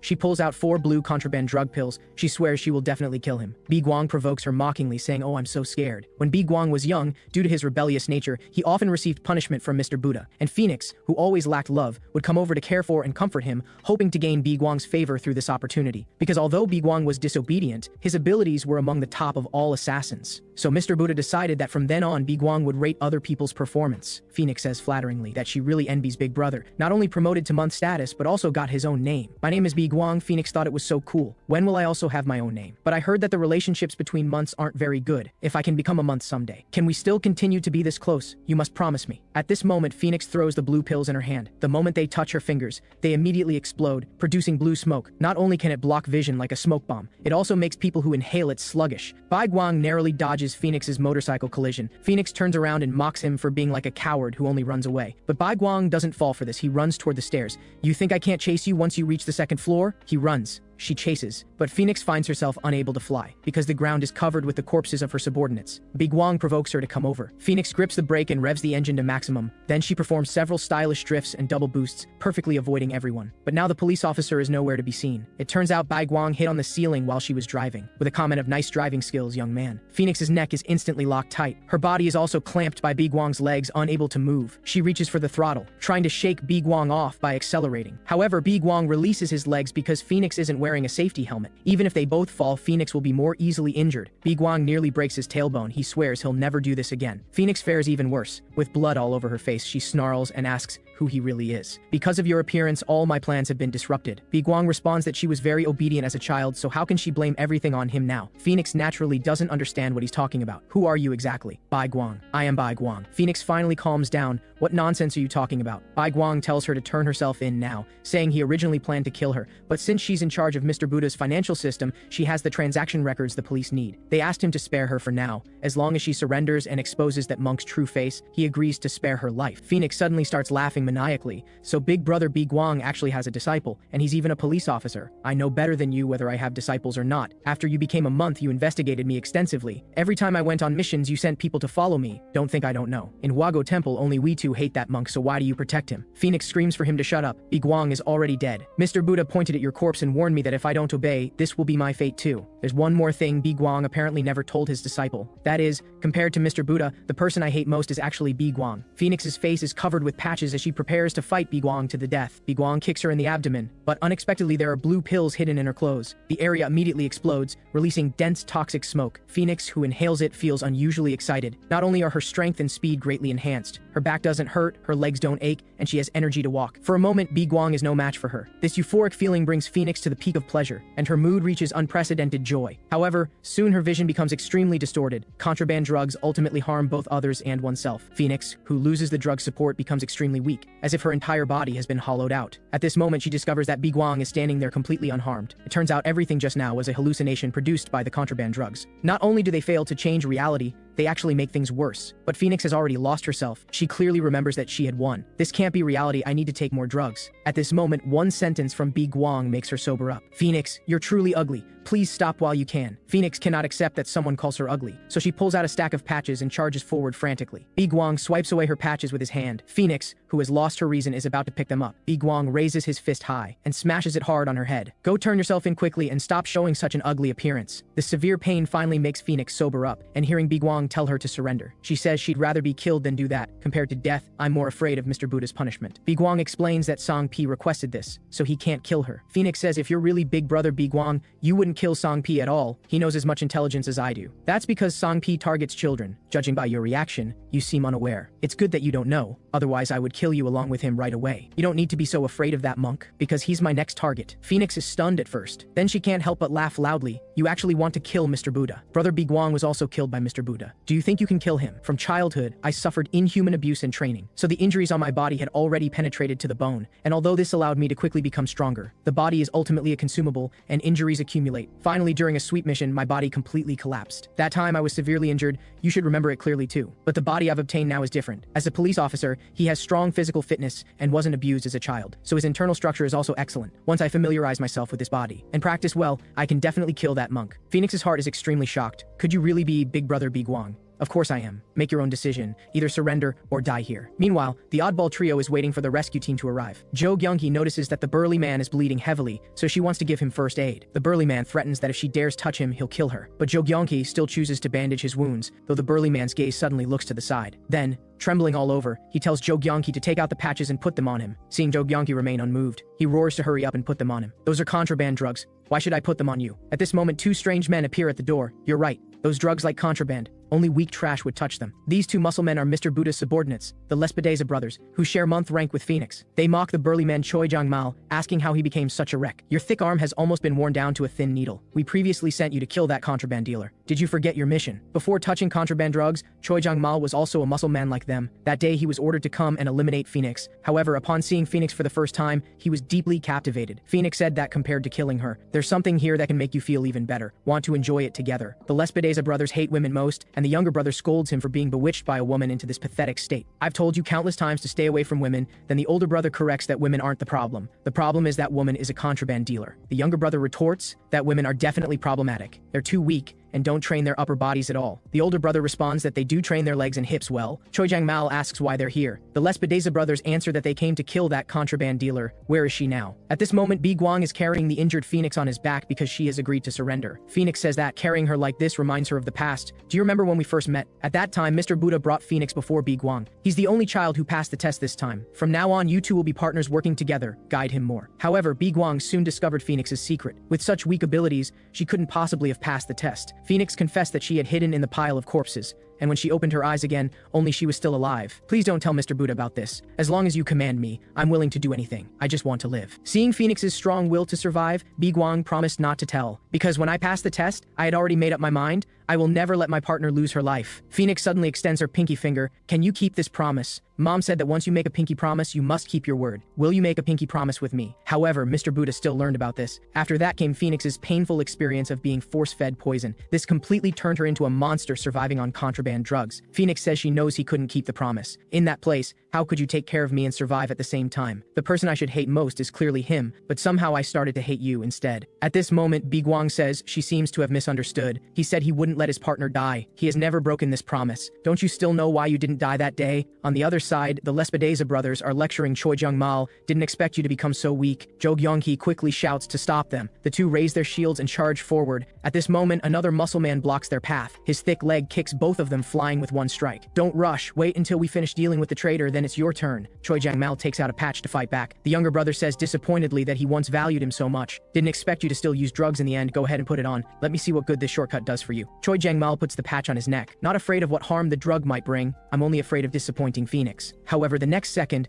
Choi Jang-mal's head is directly blown off by a punch. You are really pathetic. Now it's you police officer's turn. The Lespedeza brothers' faces suddenly become extremely excited. Almost misjudge them. Looking carefully, several of you look quite delicious. The Lespedeza brothers' hobby is actually eating people, and the younger brother never likes eating women. Although these police officers wear many clothes, he can tell at a glance that their bodies are well trained. The younger brother points at Hwang Hee-jun and asks what sports he's done. Boxing for how many years? More than 10 years. Jo Kyung-hee desperately curses. Are you an idiot? Why are you answering everything? The younger brother is very satisfied and claps. Your body is great. I really like it. Then he turns to ask Lee Sung-yeon, but Jo Kyung-hee quickly shouts not to answer. Why are you talking to these two lunatics? At this moment, the older brother seems to have discovered new prey. Looking carefully, that woman is also super great. Jo Kyung-hee is scared and quickly says no, but the person he's talking about is SWAT officer Kim Ah-young. Then the older brother instantly charges at her. Jo Kyung-hee wants to stop him, but discovers that Hwang Hee-jun is also being pinned down by that pervert. The Lespedeza brothers simultaneously put on blindfolds and open their gaping maws. Now I'm going to start enjoying slowly. On the other side, when Phoenix hears Bi Guang say that she didn't die because of him, she says it was clearly because she developed immunity to the drugs. Bi Guang explains that when he was training her, he reached a conclusion that she had no talent for combat at all. No matter how he trained her, she would eventually be abandoned by that monk. Until one day, the previous Bi Guang found him and said he had a way to save that little girl, because he knew what the execution poison was made of. As long as she slowly absorbed it from now on and developed immunity, she could survive later. Just like that, the two generations of Bi Guang made a private deal. Later, Bi Guang often brought food containing poison to Phoenix, so that her body would develop resistance to the drugs. That's how she survived from that monk's hands. But Phoenix doesn't believe this is true. Bi Guang asks if she remembers suddenly having an allergic reaction as a child. That was a side effect during the immunity development process. Phoenix asks why he didn't tell her before. If I had told you and you accidentally let it slip, we would both be dead. When that monk learned that your immunity was even stronger than the first Phoenix, he planned to use more toxic drugs to cultivate you as the second Phoenix. So I planned to find an opportunity to escape with you. However, when I went to your room, I found contraband drugs everywhere. Having just used drugs, you said this place is paradise. There's no better place than this. Then you opened your arms and said, big brother, let's do something fun together. Phoenix, changed by the drugs, seemed like a different person. Bai Guang began to regret not letting her die in the first place. At this moment, Phoenix asks why he didn't escape by himself that day. Bai Guang says he doesn't know. Suddenly a scream comes from outside. Phoenix immediately recognizes Choi Jong-mal's voice. She shouts for them to stop hurting Choi Jong-mal. However, the next second, both are shocked by the scene before them. The Lespedeza brothers are like hunting dogs, tearing at Kim Ah-young and Hwang Hee-jun. The two with blindfolds have blood and flesh in their mouths, clearly having completely lost their humanity. This pair of Lespedeza brothers, with abnormally developed muscles, were actually skinny as children. One brother had congenital lower limb atrophy, the other had upper limb muscle weakness. Precisely because of their physical defects, the old monk chose to abandon them. All eliminated children were locked in one room to starve to death. However, the brothers weren't willing to die so miserably, so they determined to change their fate through their own efforts. They had to undergo high-intensity training every day. Other children became the brothers' nutritional supplements. Months later, when the old monk came to clear the corpses, he was surprised to find that these two brothers had survived and even overcome their congenital limb disabilities. When they grew up, the brother with weak upper limbs gained broad shoulders, and the brother with lower limb atrophy got legs as thick as an elephant's. At this moment, Bi Guang has already carried Phoenix outside. When she sees her subordinate Choi Jong-mal lying in a pool of blood, Phoenix immediately becomes extremely angry. Black Lespedeza says, you finally came out. What I hate most is people like you who become strong through drugs. Your physical condition is terrible, but Bai Guang is already dead, and soon you'll be killed by us too. Now only January Pine Crane, March Cherry Blossom, and August Empty Mountain remain. Facing these two brothers, Bai Guang also has a huge headache. 1 month level elite is already very troublesome, and it happens to be these two. Fortunately, Jo Gyeongki has already requested support, which can arrive within 10 minutes. Bi Guang puts Phoenix down. Holding them off for 10 minutes should be more than enough. Suddenly, his vision starts to become distorted. It turns out that while carrying Phoenix, her blood seeped through his skin, causing the drug to react. Bi Guang didn't want to carry her originally, but Phoenix kept making a fuss, saying that if he didn't carry her, she wouldn't leave. At this moment, Black Lespedeza pounces like a fierce black bear, wanting to crush Bi Guang's head with his thick arms. Bi Guang knows he can't compete with his upper body strength, so he tries to bring him down by attacking his lower body. However, this causes no substantial damage to Black Lespedeza. With just that little strength, you think you can knock me down. Bi Guang mocks that his body has indeed become stronger, but his movements are as slow as a turtle. This makes Black Lespedeza somewhat puzzled. Do you know me? Who are you exactly? Under the drug's influence, Bi Guang's strength is gradually fading. He tells Jo Gyeongki to retreat with the team members first, then instructs Phoenix to leave with these police officers. But Lespedeza blocks the door. No one is leaving today. Bi Guang launches the first attack. I must quickly eliminate you. Black Lespedeza swings his thick arms to meet the attack. Bi Guang easily dodges and then prepares to strike his abdomen. Unexpectedly, Black Lespedeza turns around in time and launches an elbow strike with his left hand. The wind created by his muscle cutting through the air scratches Bi Guang's cheek. Phoenix realizes that at this rate, big brother Bi Guang will definitely be caught. From childhood to now, she has always been dragging him down. This time she can't burden big brother anymore. Phoenix takes out a bottle of medicine from her chest. This is the last time in my life I'll use contraband drugs. Bi Guang's movements become increasingly slow. Black Lespedeza says, it's such a shame about this good body, contaminated by drugs, I can't even eat it. I'll leave you a complete corpse this time. At the critical moment, Phoenix rushes forward to block the attack. Sorry, big brother. I might not be able to surrender anymore. This time, let me protect big brother. The previous Phoenix's refined drugs were divided into 2 levels. The current Phoenix upgraded them and created a drug called Light, based on the original formula. These things not only bring intense pleasure when applied, but also greatly improve physical abilities. However, the side effects after the drug wears off also increase with the level. The most powerful effect is Guang. Even Sang Pi would be on the verge of death after using it. But there's one level with an even stronger effect than Light, which even the old monk doesn't know about. One day, Phoenix concentrated and refined Light for a long time, finally obtaining a bottle of concentrate. Phoenix named it Phoenix Tears, planning to drink it at the most important moment. Although separated by a tempered glass bottle, Phoenix can clearly feel that as long as she drinks this, when she wakes up again, this place will become hell on earth. Black Lespedeza angrily says to let go of your dirty hands. However, he's struck in the kidney by Phoenix's punch. The powerful force makes Black Lespedeza feel incredible. At this moment, he notices his hands are contaminated with contraband drugs. Black Lespedeza, who has always hated drugs, completely loses control. You filthy beggar, how dare you leave this dirty stuff on my clean body? Phoenix and Bi Guang are secretly discussing something. Black Lespedeza asks what they're talking about. Phoenix deliberately provokes him. Worthy of being a drug dealer, even with the drug taking effect, you can last this long. Black Lespedeza beats his chest and says, take back those words. I'm clearly holding on through willpower. Then he quickly charges at Phoenix, landing a heavy punch directly to her abdomen. I rely completely on myself. Go die, you filthy drug dealer. Phoenix keeps her head down, continuously chewing something. Suddenly she spits out a mouthful of blood. The blood instantly blinds Black Lespedeza. Phoenix seizes the opportunity to counterattack. She locks Black Lespedeza's neck tightly with her legs. Both fall to the ground. Then Phoenix shouts to Jo Gyeonggi to hurry up, take your people and leave this place. Although they're somewhat puzzled why this person is suddenly helping them. The most important thing right now is to take the wounded and children away. However, The older Lespedeza blocks the door. Didn't I say no one can leave? With the oddball trio's abilities, they're naturally no match for him. At this moment, Jo Kyung-hee suddenly notices several drug patches on the ground. A bold plan immediately forms in his mind. No matter how Black Lespedeza struggles, he can't escape Phoenix's restraint. He can only seek help from his big brother. Lespedeza says, hold on a bit longer. I'll kill these cops first. Jo Kyung-hee takes this opportunity to pick up the patches and stick one on his face. Even Lespedeza is speechless. A cop actually using contraband drugs. Suddenly, Jo Kyung-hee's figure flashes past. With a slap sound, a patch sticks firmly to Lespedeza's thigh. This makes him instantly explode with rage, frantically clawing at the patch, trying to remove it from his body. The oddball trio seizes the opportunity to carry the children and Biguang outside. Biguang gradually loses consciousness.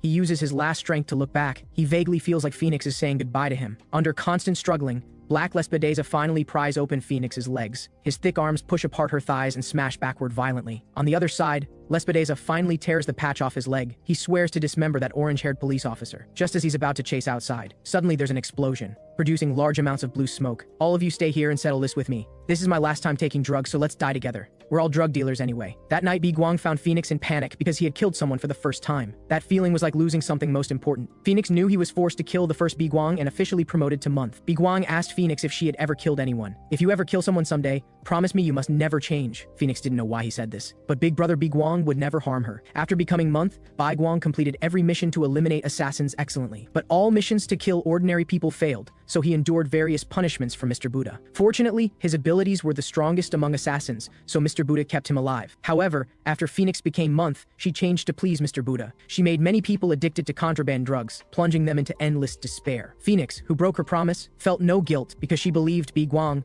also didn't keep his word. But the truth was different. Biguang had always been keeping his promise. Phoenix had harmed many people right in front of him, and she had always hated him in her heart. But he wasn't like what she imagined. He hadn't betrayed her. Big brother Biguang had always been trying to keep her alive. Phoenix ignores the severe pain in her body and keeps questioning herself why she became like this. It's the contraband drugs. Contraband drugs are the most vicious things. They make you unrecognizable. I heard that people who committed crimes in previous lives, after living as insects or livestock to cleanse their sins, can be reborn as humans. Big brother Biguang maintained his humanity's bottom line, so he reincarnated as a human. Then my next life should be as an insect or livestock, or perhaps reliving that hell-like temple again. Seeing Phoenix lying on the ground barely alive, the Lespedeza brothers think she's finally about to die. However, Phoenix suddenly reaches out to ask them for drugs. The brothers are almost amused, on the verge of death and still thinking about drugs. Do you want to taste contraband drugs one last time before dying? As long as you take back saying we're also drug dealers, I'll put a few on you as travel money for the afterlife. Just as Phoenix is about to give in for the contraband drugs, she suddenly remembers the promise she made with Biguang. You must never change. Phoenix, whose mind was clouded by contraband drugs, instantly regains her clarity. She raises her middle finger and curses. You two beggars, stop pretending to be clean, you're just like me. Phoenix tells herself she must stay sober. If I can, go to those people I've ruined while clear-headed, sincerely apologize to them, repent for my mistakes, and then die. Although I can't reincarnate like big brother Biguang, whether as an insect or livestock. Even if I can't be reborn into this world, please don't let me be born in that place again. Phoenix finally finds liberation. The Lespedeza brothers don't understand what her last words mean. Considering they all work under Mr. Buddha, they cover Phoenix's corpse with drug patches.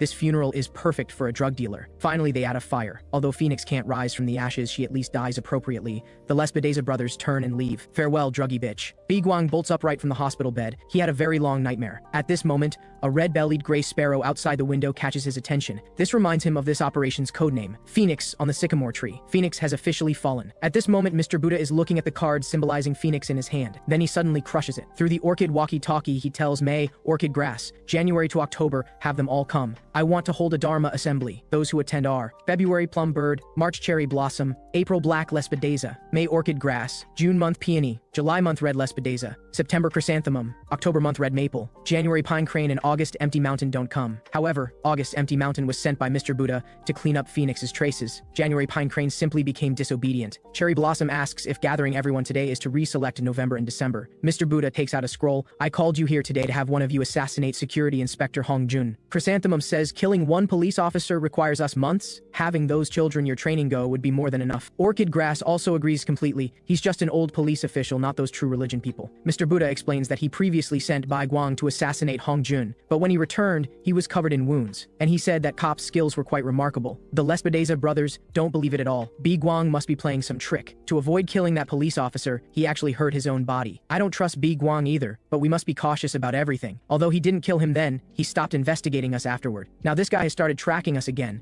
so we must truly understand his abilities and see if he's really that remarkable. So who is willing to kill him? At this moment, Hongjun suddenly feels a chill. He finds Bi Guang and tells him Phoenix is dead. Bi Guang appears very calm. She should have been kept alive for interrogation, so how did she die? Hongjun also says that after this mission, Kim Ah-young, Hwang Hee-jun, and Lee Sung-gyun all submitted their resignations. This operation caused them severe psychological trauma, but I rejected them all. The important matters are all settled. We must first go somewhere together now, to attend the funeral of the SWAT officers who died in this mission. Bi Guang suddenly remembers something. He says that before that he also needs to go somewhere. Before losing consciousness, Phoenix quietly told him a few words. This was the coordinates of a location. When Bi Guang arrives, he finds nothing. Just then, that gray sparrow appears again. It stands on a rock and keeps chirping, as if reminding Bi Guang there's something underneath. At this moment, Orchid Grass asks Mr. Buddha if killing a cop now is appropriate. Because of Phoenix's case, all sectors of society are paying attention to the police. Mr. Buddha says this is even better. People are only interested temporarily anyway. Might as well create some explosive news and make them forget everything together. Orchid Grass doesn't understand why he must be killed. Is this police officer really that dangerous? Mr. Buddha says that previously someone wearing Bi Guang's mask came to Huaguo Temple. His abilities were quite remarkable. I almost thought he was Bi Guang. Initially, I suspected Bi Guang avoided our surveillance and trained a police disciple, but he spent most of his time at Huaguo Temple during his lifetime and was a closely monitored subject. So I suspect Hongjun specifically trained a team to sweep Huaguo Temple. Orchid Grass also agrees with the second theory, but if Hongjun's abilities are truly that formidable, even Bi Guang was left bloodied, then sending just one month-level assassin might not be enough. Mr. Buddha says it's completely sufficient. At that time, Bi Guang was severely injured in that mission,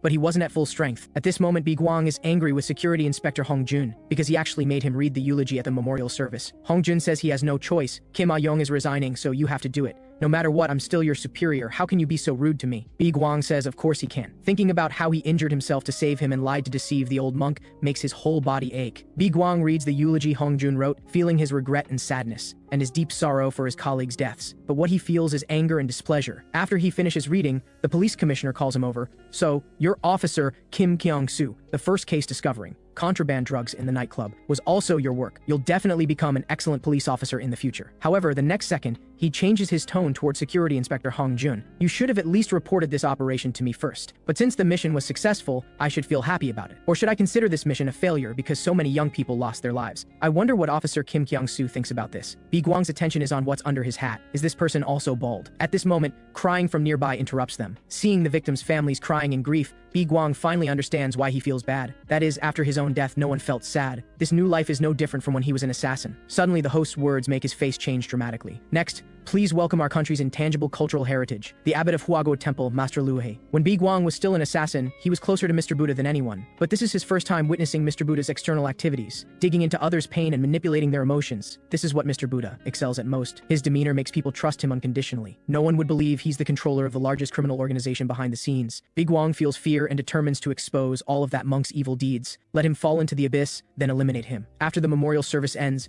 the police chief approaches Bi Guang once again. It's a pleasure to meet you, and I look forward to your next performance. I originally wanted to buy you something expensive, but our relationship doesn't allow it. On your way back, there's a vending machine. Go buy yourself a coffee. This person's inexplicable behavior leaves Bi Guang completely bewildered. After returning, he tells Hongjun that he has discovered Phoenix's hideout. Beneath the rock where the gray sparrow stands, there's a door leading underground. Inside, there's Phoenix's diary along with their member information. However, it's not particularly detailed, just slightly more content than what he already knew. More importantly than this, I have something more crucial to discuss with you. From now on, I need to live at your house with you. Hongjun immediately protests that this is impossible. Bi Guang pulls something out of his pocket. Surely this doesn't make it impossible either? Hongjun's face instantly turns pale with shock. This is clearly bribery. It turns out this gold bar was something Bi Guang discovered at Phoenix's hideout, and there are more than 30 others below. Hongjun protests that it's not just me living at home. I have a daughter too. Bi Guang responds that this makes it even more necessary for them to live together. Up until now, you've been able to avoid assassination attempts because of my lies. But now that you're the operations commander for the Phoenix case, you probably can't avoid them anymore. They won't just try to assassinate you. They'll likely eliminate your daughter as well. Hongjun can only agree to his proposal. When Jo Gyung-hee hears that Kim Ah-young and the others have all resigned, she immediately declares not to worry. I won't resign even if it kills me. However,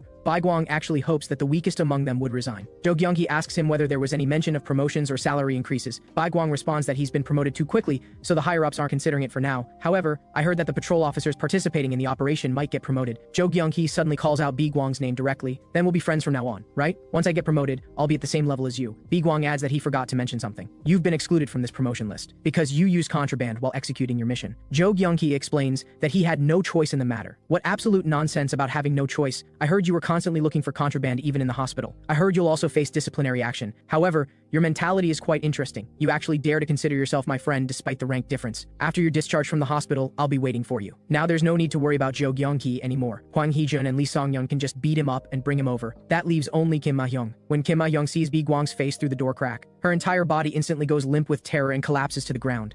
Kim Ah-young never expected it would be Bi Gwang who came knocking at her door. Bi Gwang didn't bother with pleasantries and directly grabbed the door handle with force. Kim Ah-young frantically jumped and shouted, afraid the door would break but couldn't stop him. After entering the house, Bi Gwang coldly questioned what kind of cowardly behavior it was to hide at home and avoid everything. Kim Ah-young remained dejected, muttering to herself that it was all her own arrogance that caused this disaster. Seeing this, Bi Gwang grabbed Kim Ah-young without saying a word and dragged her outside. Kim Ah-young struggled desperately and shouted, having no idea where she was being taken. Before long, the two arrived at a cemetery. The deceased family members turned to look at them. Kim Ah-young panicked, at a loss for words. Her heart churned with guilt, unable to think of any words of apology. At that moment, the deceased's father slowly approached and asked if she was the captain of this mission. Kim Ah-young nodded with a trembling voice. Upon hearing this, the deceased's father smiled and entrusted her to live on behalf of his son and not cause any more tragedies. Kim Ah-young instantly broke down in tears, dropped to her knees and apologized with heart-wrenching sobs. She pounded the ground, crying and blaming herself, repeatedly saying it was all her fault. All the deceased's family members gathered around and gently embraced Kim Ah-young, silently conveying comfort. Bi Gwang stood aside and spoke in a low voice, reminding her to find the true path to redemption. Before long, Bi Gwang also brought Hwang Hee-jun and Lee Song-yeon. He asked them to explain in 3 sentences why they became police officers. The two looked confused after hearing this but complied anyway. Hwang Hee-jun said his opponent from boxing became a criminal, and to catch that person, he decided to become a police officer. Lee Song-yeon also answered that because he was bullied as a child, he wanted to become a police officer to protect the weak. Bi Gwang immediately questioned why they wanted to resign when their goals were so clear. Lee Song-yeon spoke dejectedly, saying it was because they were too useless and couldn't help with anything. Bi Gwang thought to himself that they were too dejected, and reasoning with them at this time would be completely useless. So he clenched his fists and threatened, "Whoever dares mention resignation again,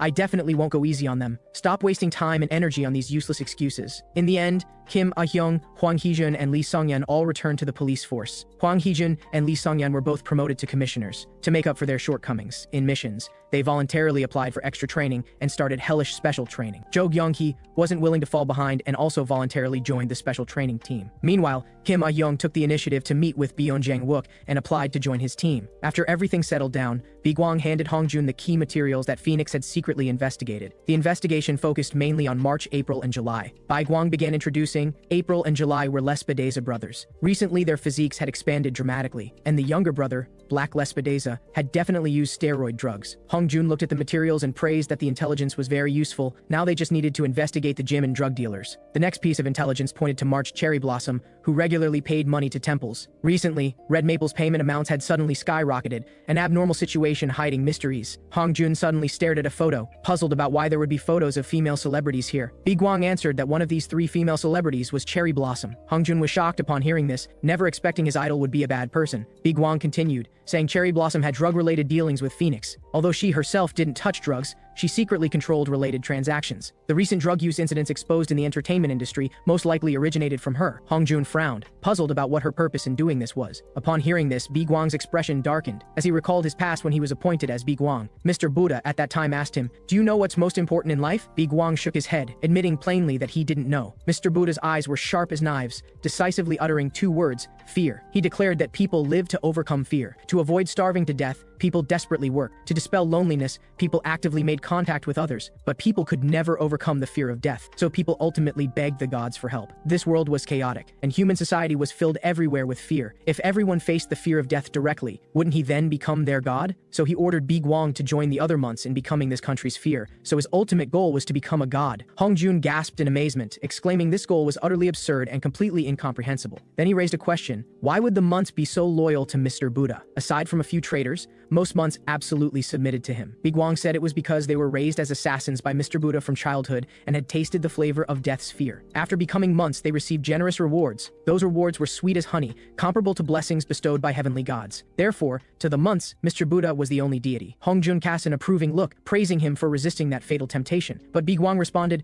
"I merely made a deal with him. The consequences of disloyalty can be seen in me. Look at my current wretched state." His tone suddenly shifted as his sharp gaze swept toward Hong-jun, asking if he knew about the true religion. Hong Jun nodded, saying it was a notorious cult organization. Bi Guang said, "That's right. The cult's leader was the first-generation Red Maple. To expand the sect, the original Red Maple viewed the 12 months as mortal enemies and cultivated forces to oppose Huaguo Temple. Unfortunately, they were completely defeated within a few months. Afterward, the first-generation Red Maple fled to Country F with followers. It was there that I found her, and personally killed the first-generation Red Maple." Hong Jun looked puzzled and asked, "Did you also kill the second-generation Red Maple?" Bi Guang shook his head, pondering whether the second generation even counted as Red Maple. There were too many suspicious things about the second-generation Red Maple. Every time a mission was executed, a different person came. The strangest thing was that the people who came had completely different genders, ages, and voices, yet their personalities and manner of speaking were exactly the same. In any case, this was all the intelligence Phoenix provided. "Let's start with Cherry Blossom as the next target," Hong Jun thoughtfully agreed. That evening, the two got in the car and drove smoothly toward Hong Jun's residence. Bi Guang teased Hong Jun that despite his high rank, his car was shabby and old, saying he should buy him a new one. While driving, Hong Jun explained that this was a birthday gift from his late wife. Bi Guang quipped, "Seems like your wife didn't love you enough if you haven't changed cars in over 10 years. Hong Jun admitted his wife was also a police officer. 3 years ago, she encountered a random murder case and sacrificed her life in that incident. The killer was a believer of the true religion. He had found it suspicious at the time, but never expected it was really connected to Huaguo Temple." Bi Guang suddenly understood and then asked if they should list Red Maple as the target first. Hong Jun sighed and shook his head, saying there was far too little intelligence related to Red Maple. Then he asked Bi Guang to help persuade his daughter to give up the idea of becoming a police officer during his stay at their home, and specifically instructed him not to let his daughter know this was his idea. Bi Guang asked if he could just use his fist to convince her. The two chatted along the way and soon arrived at Hong Jun's old house. Bi Guang examined the door with a disgusted expression, complaining that the door was too old. Hong Jun glared at Bi Guang, urging him to hurry inside. As soon as they entered, Hong Jun's expression instantly changed, his face full of smiles as he said, "Daughter, I'm home." Hong Jun introduced Bi Guang to his daughter, saying, "He'll be temporarily staying at our home for a while." The girl nodded obediently and bowed to greet Bi Guang. Bi Guang looked at the girl, thinking to himself, could this girl be adopted? She's so pretty. Bi Guang stared at the family photo and said with a smile, "The girl really looks like her mother." Hong Jun saw right through his thoughts and felt speechless, and informed Bi Guang before leaving that the second-floor room had been prepared, then turned and left. Only Bi Guang and the girl remained in the living room. Just as Bi Guang was about to go back to his room to rest, the girl hesitated for a moment, then suddenly reached out to grab Bi Guang, asking if she could go to his room. Her expression was serious as she said she had something very important to ask him. In the room, the girl stated directly that she wanted to become a police officer and earnestly asked what she needed to do. Bi Guang sighed inwardly, recalling his own past of narrowly surviving death to become a police officer. He fell into thought there was too little information about this body, only that his parents were criminals and he grew up in an orphanage. Bi Guang quickly collected his thoughts and told the girl not to ask him anything related to being a police officer. The girl looked confused, questioning whether he wouldn't even reveal this small thing. Bi Guang admitted it was her father who asked him to convince her to give up. The girl's face fell as she quietly complained, "Dad is really too annoying." Seeing this, Bi Guang suggested, "Come to training tomorrow." She secretly planned to let her witness hellish training and back out. The girl instantly became happy and thanked Bi Guang. The next day at the training ground, Bi Guang pointed at the girl and introduced her to everyone. Zhou Gyongqi looked at the girl with confusion and asked if she had been kidnapped. The girl hastily waved her hands and introduced herself as Hong Yun, a high school senior who wanted to become a cool police officer like Bi Guang and the others. Zhou Gyongqi raised her eyebrows and smiled lightly, praising Hong Yun for being good at judging people. Then she asked with a smile if Hong Yun wanted her to teach her how to study. Hong Yun confidently responded that she was first in her entire school and didn't need her to teach. Zhou Gyongqi was instantly speechless, so she was an academic genius. Bi Guang spoke in a low voice at that moment. "That's enough chit-chat, today's training begins." Before he finished speaking, Huang Hejun's iron fist struck directly at Bi Guang's face. Bi Guang's reaction was lightning fast as he immediately bent down to dodge, then clenched his fist and struck hard at Huang Hejun's chest, and the opponent screamed and fell to the ground. Lee Songyun roared and lunged forward, his foot pushing off the ground. As he used his forehead to ram hard into his stomach, Bi Guang grunted and grabbed Lee Songyun's lower back with his hand. Then his arms exploded with brute force and flung him,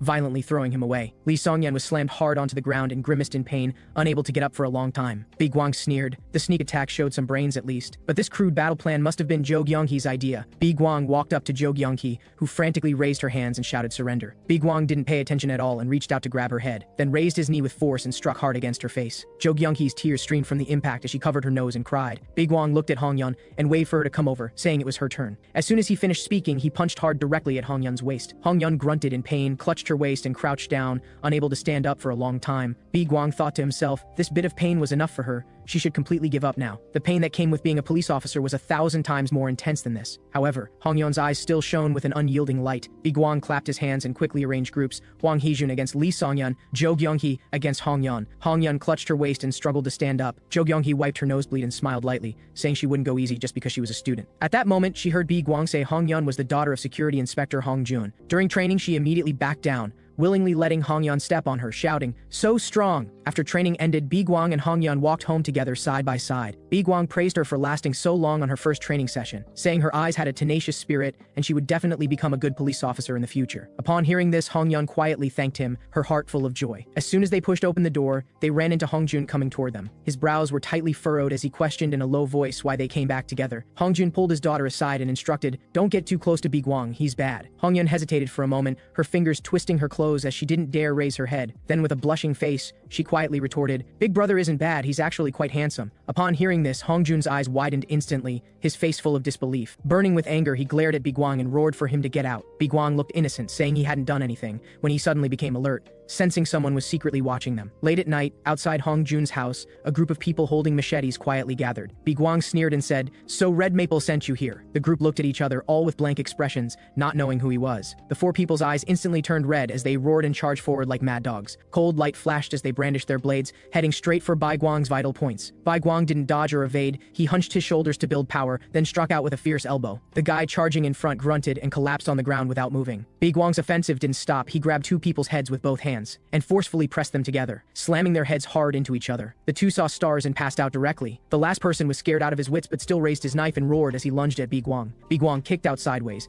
and the person flew away like a rag doll. In just the blink of an eye, all four were knocked to the ground. Biguang raised his eyebrows and observed, thinking these guys didn't seem like trained assassins at all. Their way of holding knives was clumsy. They were obviously amateurs. At that moment, the four people groaned as they got up, clutching their faces and grimacing in pain. They were dizzy and confused, not even understanding what the current situation was, or even where they were. They couldn't explain clearly. Biguang looked at their stupid appearance, and a trace of surprise rose in his heart. Hongjun hurried over and, seeing the four people's confused state, couldn't help asking about their situation. The four bound people instantly exploded, shouting at the top of their lungs to let them go. Hongjun glared angrily and retorted loudly that they were the ones who attacked first. Biguang searched through the four people's belongings. The ID photos were all complete and didn't look forged. Upon hearing this, Hongjun's expression instantly turned ugly. This situation was exactly the same as with his wife back then. At the same time, inside Red Maple's hideout, he was performing a strange hypnosis technique on prisoners. The moment the hypnosis was completed, Red Maple leaned down close and asked in a cold voice if the hypnotized person knew his identity. The hypnotized person's tone was devout, as they called him the Red Maple who saved them from suffering. Red Maple smiled with satisfaction and raised his hand to slowly remove the mask from his face. But when the hypnotized person glimpsed that face, their pupils constricted sharply as they let out a terrified scream. The mysterious person's expression darkened as he questioned in an icy tone whether the person hadn't been hypnotized. That person was scared out of their wits and hastily explained that she lost composure because he was too handsome. Red Maple didn't bother with more words. His hand rose and fell as he instantly ended her life. He put on his mask and said, "After Phoenix died, there were no more poison drugs. Hypnosis has become so difficult." Red Leaf came out at that moment and said, "There should still be some drugs left from Phoenix. If you like that woman, just drug her directly." Red Maple refused, saying, "Before the new Phoenix takes position, drugs must be used sparingly." Yellow Leaf came over and complained, "But your failure rate has been too high recently. You've killed 20 people this week, and you have us Leaves to help. That should be enough." Red Maple's tone was playful as he said Leaves were naturally better in greater numbers. Yellow Leaf sighed helplessly, reminding him that even if he failed next time, he shouldn't kill people. It was too difficult for them to find and send people. Red Maple sneered upon hearing this, his tone icy as he said, "When people were broken, just kill them directly." Then he inquired about the situation with the people sent to assassinate the police executive. Learning the operation had failed, Red Maple instantly restrained his smile, his expression grave, saying this matter must be reported to the god inside Huaguo Temple. Orchid respectfully said, Red Maple had important matters to report to Mr. Buddha. Orchid reported that Hongjun was indeed a master as expected. Then he paused, his tone hesitant as he said there was something he wanted to ask Mr. Buddha. He stated directly that if Red Maple completed the mission, his status would certainly rise, and he would become increasingly arrogant and domineering. He worried that this Red Maple would become as rebellious as the first generation. Moreover, Lespedeza brothers also coveted this mission, and since they had no desire for power, they were more reliable. Mr. Buddha spoke lightly, indicating he never said only Red Maple was in charge. For this mission, he anticipated 4 months participating together. Orchid's tone was full of shock as he asked which 4 months. Wasn't this investing too many talents? Mr. Buddha's tone remained calm, saying this matter was worth the extensive investment of manpower. The corners of his mouth lifted in a meaningful smile as he said he had an interesting plan. So the next day at the police station, the commissioner directly gave Hongjun the mission to sweep the true religion. He promised to personally provide related intelligence. Hongjun looked puzzled and asked the commissioner, "Why the sudden change of attitude? You said before we shouldn't casually interfere with religion-related matters." The commissioner sighed and said, "You were attacked again this time. I can't just sit by." He revealed this attack case was related to the true religion, the same as what your wife experienced back then. The areas shown here have true religion followers active. This is most likely connected to recent women's disappearance cases. Investigate this case thoroughly. Before long, Hongjun found Bai Guang to discuss the commissioner's arrangement with him. Without thinking,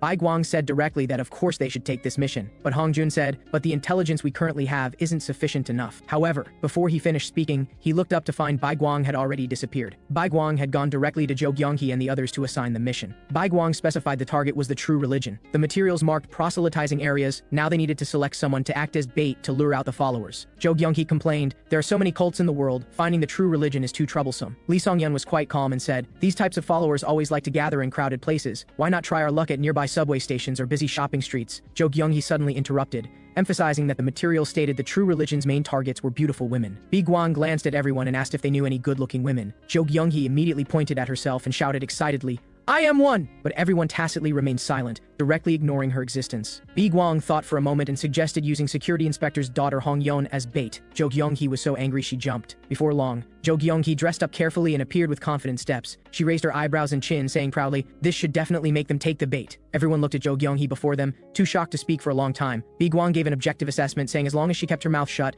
she actually looked quite good. He suggested having Zhou Gyonghe wander around that area alone. Sure enough, as expected, as soon as Zhou Gyonghe stepped through the station entrance, a man and woman came up enthusiastically to strike up a conversation. With smiles on their faces, they immediately praised Zhou Gyonghe for being beautiful. Zhou Gyonghe was inwardly alarmed, thinking Li Songyan had really predicted correctly. Seeing her expression was slightly tense, the two quickly explained they weren't a cult, just ordinary students. They admitted they had noticed her for a while, and then asked if they could chat with her. Zhou Gyonghe pretended to be shy and agreed, but inwardly thought this matched Li Songyan's prediction exactly. For the first step, they would invite her to a cafe or restaurant, then cry poor and have her treat. At that time, she must agree cheerfully to pay. Only this way would they think she was easily fooled. After chatting with them casually for a while, they would soon suggest taking her home for prayers. As long as she agreed, the bait mission would be half successful. Zhou Gyonghe agreed according to plan. Following the two through streets and alleys, seeing the path becoming increasingly remote, she instantly became alert. The two pointed at the dilapidated house ahead, smiling as they invited her to sit inside. As soon as Zhou Gyonghe stepped through the door, a strong smell of blood hit her face. She caught sight of corpses and hostages inside the house. Her whole body stiffened as shock and anger surged in her heart. These people were too brazen. Greenleaf inside the house looked back. The man and woman immediately locked the door behind them, their faces instantly becoming ferocious, their eyes fierce as evil spirits. As they roared and lunged at Zhou Gyonghe reacted swiftly, precisely grabbing the female student's wrist and violently throwing her away. Then she raised her foot in a sweeping kick, directly kicking over the male student. Greenleaf's tone was surprised, saying they had actually brought back a girl with good skills. Zhou Gyonghe looked at the two fallen people and also marveled at how much she had improved during this time. She turned to look at the cowering girls in the house and angrily questioned Greenleaf for daring to do such a heinous thing as human trafficking. Greenleaf leisurely put on her weapon, her tone eerie as she called this merely the process of becoming one with that person. Zhou Gyonghe didn't bother wasting words with her and quickly drew her gun, aiming at Greenleaf. Only then did Greenleaf belatedly realize the person before her was a police officer. The next second, she violently threw the black cloak she wore to block Zhou Gyonghe's vision and took the opportunity to lunge forward, her weapon heading straight for Zhou Gyonghe's vital points. Just as her weapon was about to touch Zhou Gyonghe, Bi Guang arrived like lightning and kicked Greenleaf hard in the face. The tremendous force kicked her hard to the ground, unable to get up for a long time. Bi Guang smoothly protected Zhou Gyonghe in his arms, angrily scolding, "It's one thing if you don't proselytize properly, but you dare bully ordinary citizens, how do you deserve to talk about truth?" Zhou Gyonghe was deeply moved by Bi Guang's sudden protection, while Greenleaf was staggering to barely stand up. She covered her highly swollen cheek and shouted, "How can you just hit a woman's face?" Upon hearing this, our brother Bi Guang just sneered. Then he grabbed a stick and without another word gave Greenleaf a fierce beating. Greenleaf's face twisted as her whole body convulsed from the beating. During the intervals of swinging the stick, Bi Guang thought darkly that his combat sense had indeed greatly increased after the Phoenix battle. His control over this body was becoming increasingly proficient. Greenleaf grimaced in pain as she retreated, roaring for her subordinates to surround him quickly. Before she finished speaking, the two people behind her lunged at Bi Guang together with her. Bi Guang gripped the stick tightly, his entire being emanating an intense aura. The stick flew about bringing fierce winds. The person charging in front was instantly beaten away. Then, with a few swift moves, the remaining people were all beaten down. It was really too cool. In just a moment, several people all lay on the ground, completely unable to move. Bi Guang swept over the enemies on the ground, thinking, at this rate, he could soon return to his peak. Greenleaf still wasn't willing to give up, struggling with her bruised and swollen face trying to get up. Bi Guang stepped forward and delivered a fierce elbow strike, completely knocking her unconscious. Then he turned to Zhou Gyonghe and instructed her to call for backup to clean up the mess. Zhou Gyonghe sat on the ground aggrieved, saying her whole body was weak and asking him to help her up. Bi Guang sighed helplessly, then reached out his hand and directly carried Zhou Gyonghe in his arms. Zhou Gyonghe's face instantly turned red as she asked in panic what he was doing. Bi Guang looked innocent and said, "Weren't you the one who asked me to help you up?" Inside the police station, Hongjun wearily accused Biguang of acting on his own again. Biguang said, "Successfully catching people is a good thing. We should take on the true religion mission now, right?" Hongjun calmly responded, "We need to see the interrogation results before deciding." Biguang said, "Then why don't I handle this interrogation?" Hongjun directly shook his head and refused. The commissioner had already personally ordered that the case had been transferred to higher authorities. The police commissioner he mentioned, Kim Nak-ho, was 54 years old and a recognized legend in the police world. This person broke the 2-year term limit and set an unprecedented record of 3 consecutive terms. During his 5 years in office, he recruited talents from various places and transferred them all into the core of police authority. Kim Nak-ho held absolute authority within the police organization. No one dared say a word against him. Hongjun emphasized seriously that the police agency was full of experts, far more trustworthy than them. Biguang ruthlessly mocked, "So that's why your special attack team is so lame." Hongjun said somewhat awkwardly, "My team members have great potential. I was just too impatient." Biguang changed the subject and asked why he was hesitating when this was a mission pushed by the commissioner. Hongjun's expression was grave as he said, "Because that person is really too formidable." But how could such a formidable person not know Huago Temple's true face? Kim Nak-ho had even interrupted related investigations before. Hongjun asked Biguang, "Don't you find these things contradictory?" That evening, the two returned to Hongjun's home. Hongyun smiled and welcomed them home. Hongjun's face immediately lit up with smiles as he gently greeted his precious daughter. After speaking, he walked straight into the room, leaving Biguang alone with Hongyun. Biguang asked why she kept staring at him with a smile. Hongyun's cheeks reddened slightly as she said softly, "I'm especially happy that Big Brother is staying at our house. Before Big Brother came, I often heard Dad mention your matters. Since Mom passed away, Dad couldn't get interested in anything. It wasn't until Dad started frequently mentioning Big Brother that his state gradually changed. At that time, Dad told me that Mom left him a final message before she died. The message instructed him to definitely solve the case he and Mom were investigating together. Now Dad finally has the opportunity to complete this unfulfilled wish. Although I don't know the content of the mission, I'm still happy that Dad has pulled himself together again." Upon hearing this, Biguang's eyes suddenly became determined. He looked at Hongyun and solemnly promised this mission would definitely succeed. Hongyun smiled with curved eyes,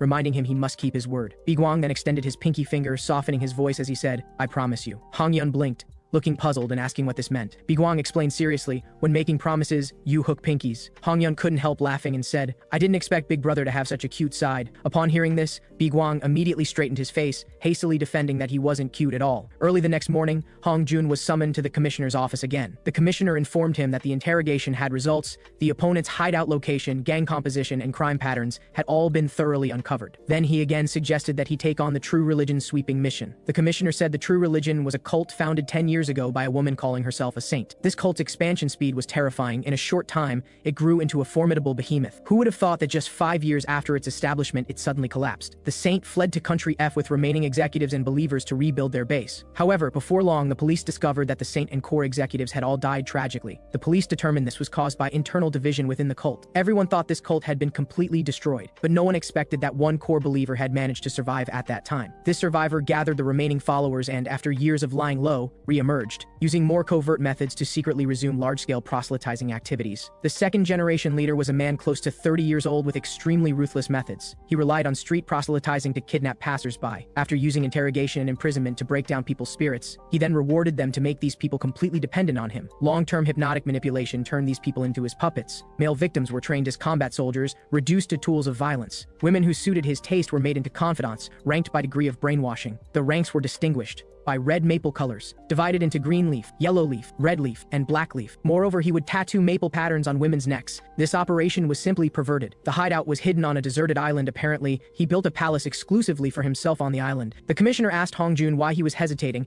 This was a good opportunity for him to avenge his wife. Hongjun stated bluntly that this seemed like a trap. The commissioner looked puzzled, clearly not expecting Hongjun to suspect this was a setup. And at that moment, inside the True Religion, Red Maple was holding Red Leaf and Yellow Leaf, feeling regret for Green Leaf being captured. Red Maple spoke with a sinister tone and cold eyes, saying the enemy would arrive soon. He then turned to look at Black Lespedeza and Empty Mountain. He asked if they weren't tempted at all. Black Lespedeza scoffed disdainfully, saying only lifting weights could excite him. He raised an eyebrow and questioned Red Maple. Why would he accept a mission that clearly used his organization as bait? Red Maple chuckled softly at this, saying the Mr. Buddha promised special rewards if the mission succeeded. Empty Mountain asked dismissively, "So you took this mission just for that little reward?" Red Maple retorted matter-of-factly, "What's wrong with that?" Then he changed the subject, remarking how surprising it was that the two agreed to cooperate. He had thought Black Lespedeza would only partner with his brother Red Gardenia for missions, and Empty Mountain would only stay by Miss Cherry Blossom's side every step of the way. Black Lespedeza calmly said Red Maple's failure would affect his business, so he had to keep an eye on things. Besides, he could settle that unfinished duel. Empty Mountain stated he came under the Mr. Buddha's orders, with no other reason. After hearing them both, Red Maple began to feel somewhat expectant. He looked forward to the moment when this small island would be stained red with blood. Meanwhile, in the commissioner's office, Hongjun stated firmly that this was definitely a trap. He analyzed how the previous drug dealer investigation took ages, yet this one moved suspiciously fast. Those criminals were likely deliberately lying to mislead the police's judgment. The commissioner's expression darkened suddenly as he asked if Hongjun was doubting his abilities. Hongjun stated bluntly he wasn't doubting abilities. He was doubting Commissioner Kim Nak-ho as a person. The next second, the commissioner suddenly burst into laughter, praising Hongjun for being truly excellent. To maintain such rationality even when a loved one was at stake, such composure was truly rare. He said even if it was a trap, there was nothing to fear. He believed Hongjun could overcome anything. The commissioner gave his assurance that he would send Captain Byun Jang-wook with the special attack team to support this mission. The commissioner asked with a smile, "Now you should have confidence, right? You two are old acquaintances, after all." Hongjun seized the opportunity to request that if the raid succeeded, he'd be allowed to investigate the abbot of Hwago Temple. The commissioner chuckled, softly, once again generously praising Hongjun's excellence. He'd seen too many people retreat after experiencing such things, but Hongjun was completely different. The commissioner's words carried deeper meaning as he said Hongjun seemed like the next version of himself no matter how you looked at it. Hongjun looked completely confused, unable to understand what the commissioner meant. The commissioner suddenly changed course, saying he couldn't agree to that request. Hongjun became anxious immediately, pressing to know why he'd said before the investigation would be allowed. The commissioner slowly began to speak. "Because I am January Pine Crane." Hongjun's face filled with shock, his voice trembling as he demanded to know what this meant. The commissioner spoke slowly. "From the moment you and your wife began investigating Hwago Temple, I've been watching your every move in secret. When your wife had her accident, plus my order to terminate the investigation, you seemed to give up completely. At the time I thought you were nothing special, just like everyone else. But after Phoenix case, my opinion of you completely changed. I thought a little warning would make you stop, but I didn't expect you to quietly prepare in private." Hongjun listened with gritted teeth, pressing again to know the commissioner's true purpose. But the commissioner avoided answering, instead asking if Hongjun deeply loved the police organization. Without waiting for a response, the commissioner stated frankly that he himself loved this organization very much. But reality was completely different from what he'd initially imagined. He thought he was someone steadfast in punishing evil and eliminating wrongdoing. In truth, he was just someone taking the fall for this organization. Just when he was disappointed, he met the person who changed him. That rainy night, the abbot of Hwago Temple proactively proposed they join forces. The abbot promised that working together would help him realize his ideals. Now he'd been commissioner for 5 years. And during that time, he transformed the organization. Investigation capabilities and authority strengthened, budgets increased, influence grew. The commissioner asked smugly, "Who cares more about this organization than I do?" Hongjun retorted sharply, "This isn't for the organization, it's for yourself." But the commissioner didn't care, saying he was the organization itself. He revealed his commissionership would continue indefinitely, and he'd even get promoted. Then he asked Hongjun to become his successor. The commissioner stated frankly he admired his conviction, patience, and honesty, very much like his former self. Hongjun said, "You think I'm hard to control, so you want to restrain me. I will never become a corrupt cop like you." But the commissioner remained unfazed, saying evil never disappears, it only keeps being produced. He just chose negotiable evil, anyone would do the same. Hongjun was tired of arguing. He turned to leave this suffocating place. The commissioner told him to give his answer at their next meeting, and his purpose in doing this was actually to maintain peace in the country. The commissioner picked up a stack of documents from his desk and handed them over, telling him to take them. He stated frankly this intelligence was absolutely real, then announced the mission name with a smile. Mission code name, Sweep the Fallen Leaves. Finally, the commissioner emphasized again that he had high hopes for him, so he hoped he would come back alive and definitely not die. Although Hongjun maintained his composure in front of the commissioner, his mind had already become a complete mess. Countless questions flooded his mind, ultimately dissolving into deep helplessness. Hongjun smiled bitterly to himself. What could he possibly do to change this terrible situation? When he returned home, Bi-Guang saw him coming back so late and couldn't help asking why he took so long. Bi-Guang looked at Hongjun's unsteady steps and immediately frowned. He asked, "Why did you drink?" Bi-Guang hurried to support him, complaining, "You're being hunted and you still dare to drink outside?" Hongjun's voice was extremely hoarse as he struggled to speak. "I met Pine Crane today." Bi-Guang froze at those words, instinctively asking who Pine Crane was. Hongjun said quietly that Pine Crane was Police Commissioner Kim Nak-ho. He stated despairingly that the Hwago Temple raid operation would have to be abandoned. Bi-Guang couldn't believe it, demanding sharply if Hongjun had gone crazy. Hongjun looked utterly dejected, saying this fight was unwinnable from the start. Everything was under their control. Bi-Guang fell silent, his gaze fixed intently on the documents in Hongjun's hand. The next day, Hongjun woke up from his hangover. The moment he opened his eyes, he saw Hwang Heejun and Lee Song-yeon. Hongjun jumped in surprise, shouting to ask what they were doing there. Hwang Heejun said Bi-Guang asked them to come protect him, and he had a message to relay. Adversity creates opportunities to fight back. At the same time, Bi-Guang was bringing those documents to the dock. Combat mission Sweep the Fallen Leaves. He was officially launching it now. However, just as Bi-Guang was about to board the boat, he saw Jo Gyeong-hee running over breathlessly, shouting that she wanted to join the mission too. Bi-Guang wondered how she knew he was here. Jo Gyeong-hee waved her phone triumphantly, saying she followed his location to find him. Bi-Guang was about to object when his phone suddenly rang. It was Hongjun calling. Hongjun asked seriously where Bi-Guang was now. Bi-Guang answered honestly that he was at the seaside, about to board the boat to the island. Hongjun breathed a sigh of relief, reminding him to be careful. He said he would send support right away. Hongjun felt relieved. He half-jokingly warned, If you don't pull yourself together, I won't let you off after the mission ends. Then Biguang hung up and turned to board the boat, telling Jo Gyung-hee he was leaving. Jo Gyung-hee stamped her feet anxiously, shouting that she wanted to go along. She said pitifully, I need to do missions to gain experience, otherwise how can I improve? Biguang raised an eyebrow. You're this eager just to get promoted, right? Jo Gyung-hee quickly denied it, saying she was his team member after all, but felt like she was constantly being excluded. And maybe this time she could perform unexpectedly well. Maybe she'd even get his praise like last time. Biguang moved closer to her, saying her attitude was indeed commendable, but this mission was too dangerous to bring her along. Before he finished speaking, his hand chopped precisely at her neck. Jo Gyung-hee instantly collapsed, and Biguang turned around again, nimbly jumping onto the boat. On the other side in the commissioner's office, a subordinate came to report that Hong Jun had requested Byun Jong-wook's support. The commissioner sat in his office chair and said flatly to send someone immediately. After the subordinate left on his orders, the commissioner's lips curled into a cold smile as he muttered to himself, very good, taking the bait obediently. Then he took out a communicator and informed Orchid that the target had taken the bait, expected to arrive in 3 to 4 hours. Orchid's voice came through, responding that she understood and would relay this to Red Maple immediately. The commissioner put down the communicator and let out a long breath. It was finally beginning. This confrontation between forces led by Red Maple, Blackless Badeza, and Empty Mountain versus Hongjun and Captain Byun Jong-wook's special attack team was simply too interesting. When he proposed this mission to the Mr. Buddha, he didn't care at all who won or lost. If Red Maple won, he could gain the Mr. Buddha's trust. If Hongjun won, his own position as commissioner would become even more secure. For this mission, he only hoped both sides would have an intense bloody battle. Those month members were his future liability. He had to weaken them, and Byun Jang-wook didn't support him, having long become a thorn in his side. The commissioner tapped on the desk saying, balance is important. Can't let any side dominate. At that moment, a communicator suddenly rang, Orchid's voice carrying panic, interrupting his thoughts. Orchid asked anxiously, didn't you say the police would arrive in 3 to 4 hours? But why after Red Maple's subordinates prepared their ambush? They were all knocked out. The commissioner asked in disbelief, what did you say? Then he suddenly chuckled softly, his eyes flashing with admiration. That kid was really cunning, acting weak on the surface, but secretly taking action behind the scenes. He then told Orchid that Hongjun must have sent team members to the island ahead of time. Orchid's message came through again, saying frantically it wasn't a squad, only one person came. At the same time, a figure flashed through the island's forest. Biguang sprinted forward at high speed, his short blade unsheathed, taking down enemies blocking his path with swift slashes. Biguang's strikes were lightning fast. Every move was impressive. The commissioner muttered in surprise, could it be that guy? He knew Biguang wasn't simple, but didn't expect him to be this powerful. Now he was the biggest variable. His eyes darkened as he thought, to maintain balance, he'd have to do something. On the other side of the island, Biguang received a call from Hongjun. Hongjun told him to cooperate with the police special attack team to complete the mission together. Captain Byun Jong-wook's special attack team were the strongest among all existing police special attack team. Biguang refused outright, saying solo action was more convenient and could avoid conflicting opinions. Hongjun then brought up how Biguang, during his time as an assassin,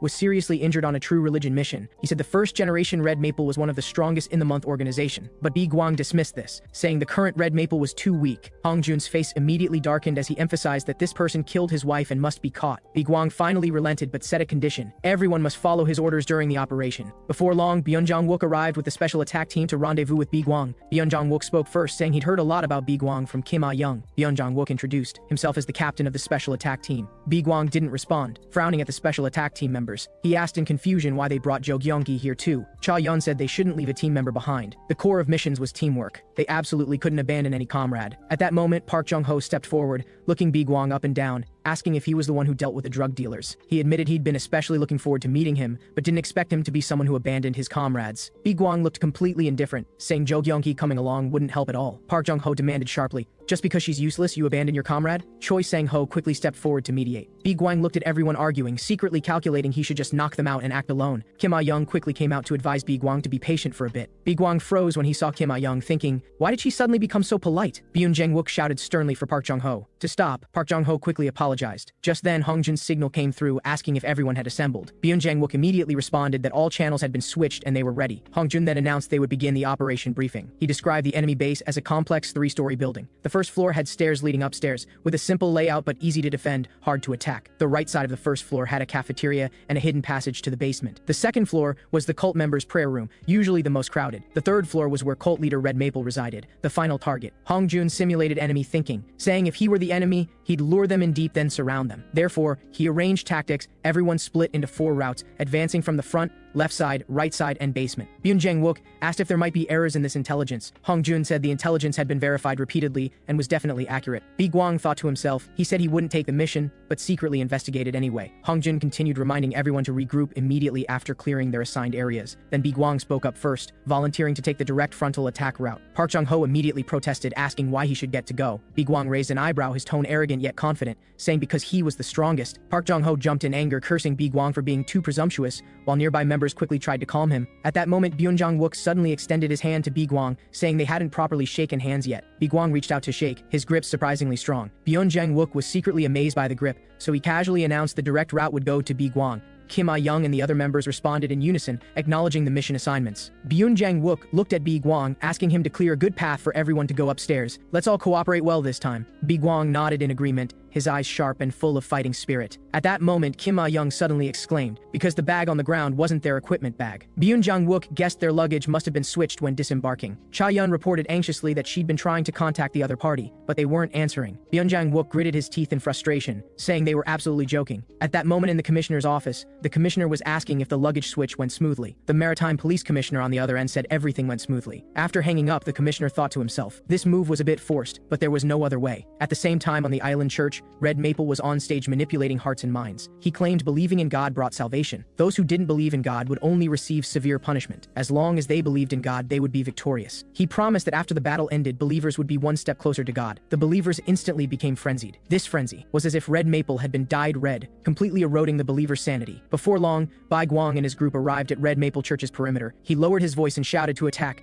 The mission officially began. Everyone pushed open the church doors together, and an eerie atmosphere hit them. Park Jong-ho clicked his tongue, unable to help complaining what a mess this place was. The dense crowd of white-clothed people directly blocked their path. Everyone recalled Hong Jun's reminder. Among the believers were many brainwashed ordinary citizens. Hypnotized citizens wore white tops, while non-hypnotized believers wore colored clothes. Cha-yun looked at these white-clothed people, reminding everyone not to hurt them. Before she finished speaking, Bi Guang shot out like an arrow. He leaped up, kicking hard into the face of the frontmost white-clothed person. That unlucky fellow flew like a kite with a broken string. Bi Guang's movements didn't stop as he turned to kick the next white-clothed person. Park Jong-ho shouted anxiously, reminding Bi Guang these were all ordinary citizens. Bi Guang kept punching people while saying without turning his head that he knew. Byun Jang-wook sighed helplessly, saying rather than watch him fight, they should split up. He ordered everyone to go to their assigned areas and not waste time at the entrance. As it turned out, Hong Jun's judgment was completely correct. Red Maple had indeed set an ambush. The stairway to the second floor was full of white-clothed believers used to lure the enemy.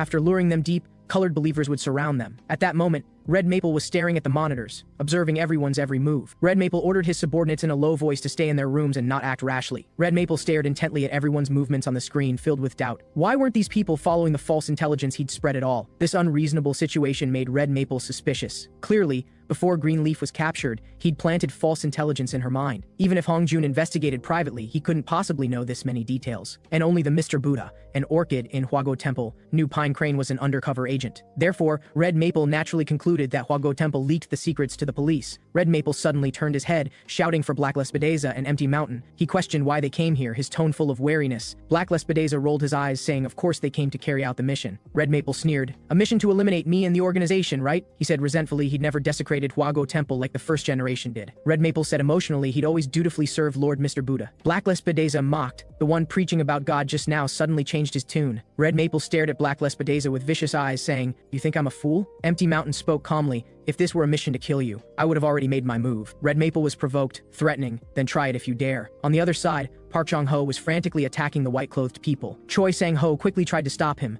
telling him to show mercy since these were ordinary citizens. Park Jong-ho complained while fighting that clearing all these people would definitely take quite a while. He wondered if Bi Guang could handle it alone. In fact, there was no need to worry. Bi Guang's corridor was already covered with white-clothed people. Bi Guang fought his way to the second-floor hallway, finding it was also full of white-clothed people. But these white-clothed people were too deeply hypnotized. No matter how hard he slapped them, he couldn't wake them up. He looked at the bruised and swollen white-clothed people, thinking, there must be a switch to wake them. Bi Guang stopped dwelling on it. Just go ask Red Maple and he'd know everything. On the other side, Byun Jang-wook and Kim Ah-young had also knocked out the white-clothed people in the hallway. Then the two adjusted their states and continued pushing forward. They came to a room with a group of people wearing deer head masks. Byun Jang-wook recognized these as the executives Hong Jun mentioned. Deer were once Huago Temple assassins who became Red Maple's subordinates after being abandoned. Red Maple used drugs to hypnotize them, turning them into his puppets. The length of the antlers represented their seniority as Huago Temple assassins. Byun Jang-wook stared at the deer head masks and suddenly joked, "Aren't those antlers heavy?" The deer head people looked confused before they could react. Byun Jang-wook grabbed the mask's antlers and crushed the hard deer head mask to pieces. Then he clenched his fist, punching another deer head person. His figure flickered as he quickly turned to the next target. Several loud cracks rang out in succession, nearly bursting eardrums. Finally, he punched the deer head person in front of him, shattering the mask. That person fell straight backward as another deer head person rushed forward, charging straight at the defenseless Byun Jang-wook's side. A cold gleam flashed from the short blade in her hand as it stabbed viciously toward Byun Jang-wook. Kim Ah-young reacted swiftly,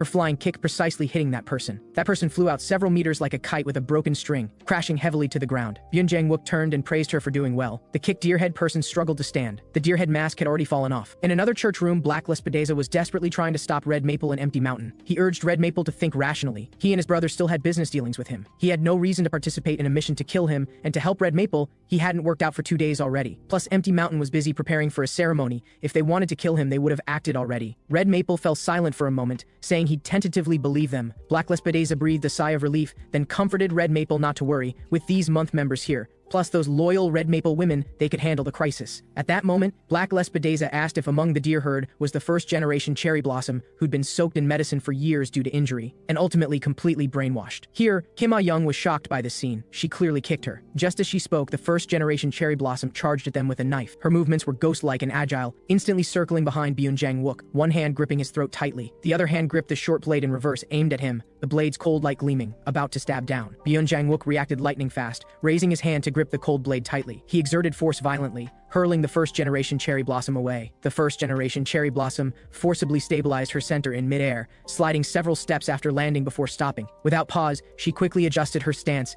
killing intent radiating from her, preparing to strike again. Byun Jang-wook was secretly shocked. This woman's movements were unbelievably flexible. He recalled the earlier exchange. She'd used a backflip to cleverly deflect the attack's impact. Though the first-generation Cherry Blossom's eyes were empty and lifeless, her movements were light and graceful. She launched another fierce attack, charging straight at Byun Jang-wook. Byun Jang-wook roared, swinging his fist hard at her face, but his fist was dodged with an incredible posture. Only then did Byun Jang-wook realize his attacks were completely ineffective against her. She could always avoid them like a petal. At that moment, the first-generation Cherry Blossom's knife stabbed repeatedly, her offense extremely fast. Byun Jang-wook could only dodge awkwardly. Continuing like this, defeat was inevitable. He couldn't help but sigh inwardly at this woman's formidable strength, far exceeding his expectations. Since frontal attacks were ineffective against her, he'd changed tactics, so he stopped dodging, his eyes hardening as he swung a heavy punch straight into the attack. The first-generation Cherry Blossom seized the opening, her short blade precisely piercing Byun Jang-wook's palm. Byun Jang-wook endured the severe pain, ignoring the blood flowing from his palm, and grabbed her face. He exerted force violently, slamming the first-generation Cherry Blossom's head hard into the floor. Then he raised his fist, pummeling the fallen first-generation Cherry Blossom with punch after punch. In just moments, the first-generation Cherry Blossom was beaten to near death, completely still. Then Byun Jang-wook picked up the communicator to report that the left half of the rooms had been cleared. He informed everyone to prepare to regroup and continue the mission. Cha Yeon praised Captain Byun Jang-wook's impressive skills. Jo Gyeong-hee looked at the white-clothed people covering the hallway floor,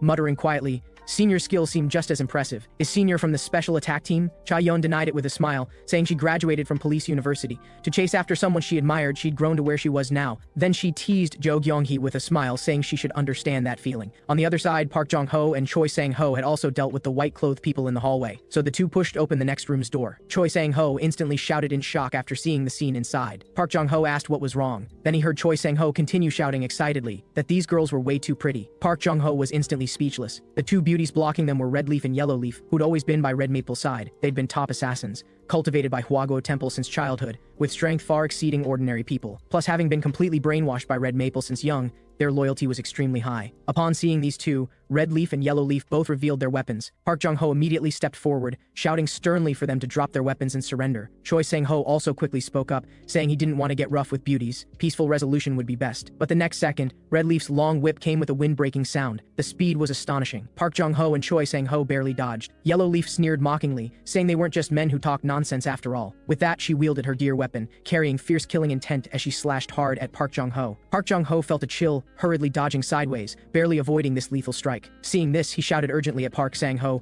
"Run! We have no equipment, we can't win." Seeing Choi Sang-ho frozen, he urgently urged him to flee, "Don't hesitate." But Choi Sang-ho looked stubborn, saying he absolutely wouldn't dodge in front of women. Before finishing, he swung his fist at Red Leaf. Red Leaf raised an eyebrow. "You say I'm pretty, yet you attack me." Choi Sang-ho swung his fist earnestly, saying, "Physical dialogue helps men and women get familiar faster." With that, he kept punching Red Leaf. Red Leaf looked confused. "Dialogue? You seem to have some misunderstanding." Then she grabbed Choi Sang-ho's fist with one hand, twisting her wrist lightly, Choi Sang-ho immediately felt joint pain. Before being given to Red Maple, Red Leaf and Yellow Leaf were strong candidates for Cherry Blossom. They'd competed intensely with the current Cherry Blossom. Their strengths were nearly equal. Red Leaf twisted his hand and said coldly, "Only those of equal status are qualified for dialogue. Right now, I'm just one-sidedly teaching you a lesson." With that, she swung her whip hard. It instantly cut across Choi Sang-ho's shoulder, blood spurting out. The next second, Yellow Leaf also charged with her gear weapon, eyes full of killing intent. Her tone was extremely vicious. "Repent after you die." Park Jong-ho's expression changed as he immediately grabbed a nearby solid wood table, mustering all his strength to hurl it at Yellow Leaf. The table precisely hit Yellow Leaf's gear weapon, directly knocking the weapon away. Choi Sang-ho took the chance to retreat quickly but stubbornly refused to flee. Park Jong-ho sighed helplessly, "Then we have no choice but to use that move." But Choi Sang-ho looked resistant, saying he didn't want to use that move. After all, using that move in front of girls was too embarrassing. Park Jong-ho immediately said if he didn't cooperate, he'd tell the captain. Choi Sang-ho could only comply. The two immediately focused their guard and began building power, preparing to fight side by side. On the other side, Bi-gwang reached the church's second floor, only to find it completely empty. It seemed Red Maple assumed they wouldn't reach the second floor, which was why it was so empty. Bi-gwang recalled the days fighting alongside Red Maple. His partners always changed, which he'd always found strange. Now he finally had a chance to see Red Maple's true face.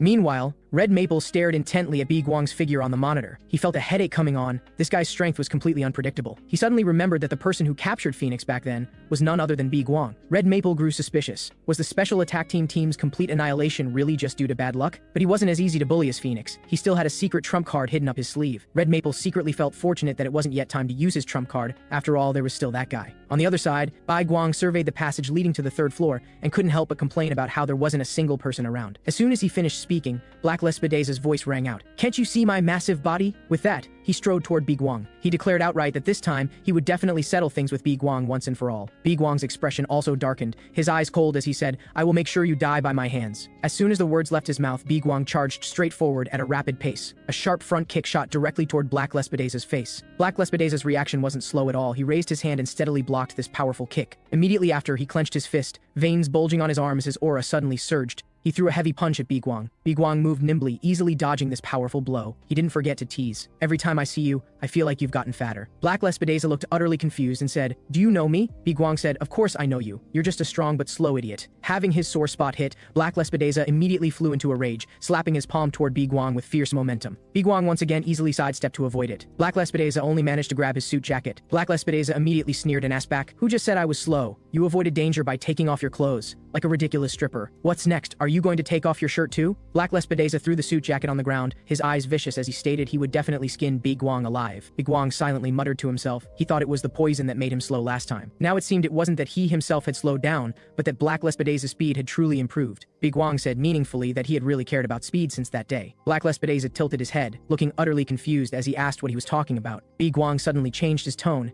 and praised Black Lespedeza for being a remarkable person. Black Lespedeza was completely baffled by the praise. This attitude shift was too sudden. Bi-gwang shifted his tone and said, "To develop these muscles, you must have given up certain things. Your increased speed is indeed commendable." As he spoke, he even started clapping. Black Lespedeza was instantly enraged, saying trash like Bi-gwang wasn't worthy of acknowledging him. Bi-gwang said regretfully, "To bulk up, you didn't hesitate to use drugs, and you gave up the pleasure of other parts getting hard. Truly impressive." Black Lespedeza was instantly triggered, his eyes bloodshot. Bi-gwang spoke bluntly, mocking him for being impotent. Black Lespedeza immediately exploded in rage, eyes red as he roared, "I didn't use drugs!" Consumed by fury, Black Lespedeza completely lost control, roaring as he lunged at Bi-gwang. Bi-gwang easily dodged to the side, and Black Lespedeza couldn't stop his momentum, crashing hard into the table behind him. Bi-gwang picked up a knife and sneered, "Your bulky physique is nothing but a non-functional lump of meat." Before he finished speaking, the knife flashed with cold light, stabbing directly into Black Lespedeza's muscle. The blade sank into flesh, and hot blood instantly gushed out. Bi-gwang's expression remained calm as he stated he had prepared weapons in advance, precisely to dismember him conveniently. Then he suddenly asked, "Your speed has improved so much, do you still insist on not using weapons?" Black Lespedeza roared furiously, "Weapons are only for losers who lack confidence in their physique." As soon as he finished speaking, Black Lespedeza ignored his injuries and charged at Bi-gwang again. Bi-gwang moved elusively, nimbly dodging his fierce attacks. At the same time, he found openings to stab Black Lespedeza several more times. Bi-gwang mocked, "Do you really think you lost that day just because you weren't fast enough?" Black Lespedeza looked at the wounds all over his body, deep enough to see bone, his heart racing uncontrollably. His eyes were full of terror as he trembled and questioned Bi-gwang, "Who exactly are you?" Bi-gwang slowly raised his short knife and said, "You'll know soon enough." At this moment, Red Maple stood in front of the monitor, staring intently at their every move. He suddenly tore off his mask, touching the cheek that Bi-gwang had once destroyed. He roared hysterically, "Bi-gwang!" On the other side, Black Lespedaza's mind thundered as sealed memories suddenly flooded back. In his memory, the assassin Biguang had coldly ordered him not to lay a hand on Phoenix. Back then, young and arrogant, he had no regard for such a lightweight threat, so he clenched his fist and without a word swung at Biguang, wanting to teach this guy a lesson. But Biguang reacted faster, raising his hand and using a fan handle to brutally beat back Black Lespedaza. Biguang repeated his earlier words, forcing Black Lespedaza to give an answer. Black Lespedaza angrily cursed Biguang as a bastard, but was beaten without any ability to fight back. On that torrentially rainy day, Black Lespedaza was beaten beyond recognition by Biguang. As his consciousness faded, Black Lespedaza felt deep powerlessness for the first time. He finally understood that some things couldn't be achieved through effort alone. Just when Black Lespedaza thought he was going to die, Red Lespedaza rushed out. When he woke up again, he was grateful to have barely survived. Red Lespedaza told him that he had made a deal with Biguang to save his life. The condition of the deal was that the two of them could never lay hands on Phoenix again. Learning the truth, Black Lespedaza furiously pounded the floor, yet was completely helpless. From then on, Black Lespedaza began frantically injecting steroid drugs. The drugs made his physique increasingly massive, but his disgust for women also grew deeper and deeper. Several years passed, and Black Lespedaza had built up enough strength to seek revenge on Biguang. But he received news that Biguang had died, and now, Black Lespedaza looked at the police officer Biguang before him, his mind full of doubts. Why did this police officer have Biguang's shadow on him? What terrified him even more was that his body was trembling uncontrollably. Black Lespedaza gritted his teeth, forcibly suppressing his fear, and let out a roar. Black Lespedaza's eyes turned bloodshot as he mustered all his strength and lunged madly at Biguang. Seeing this,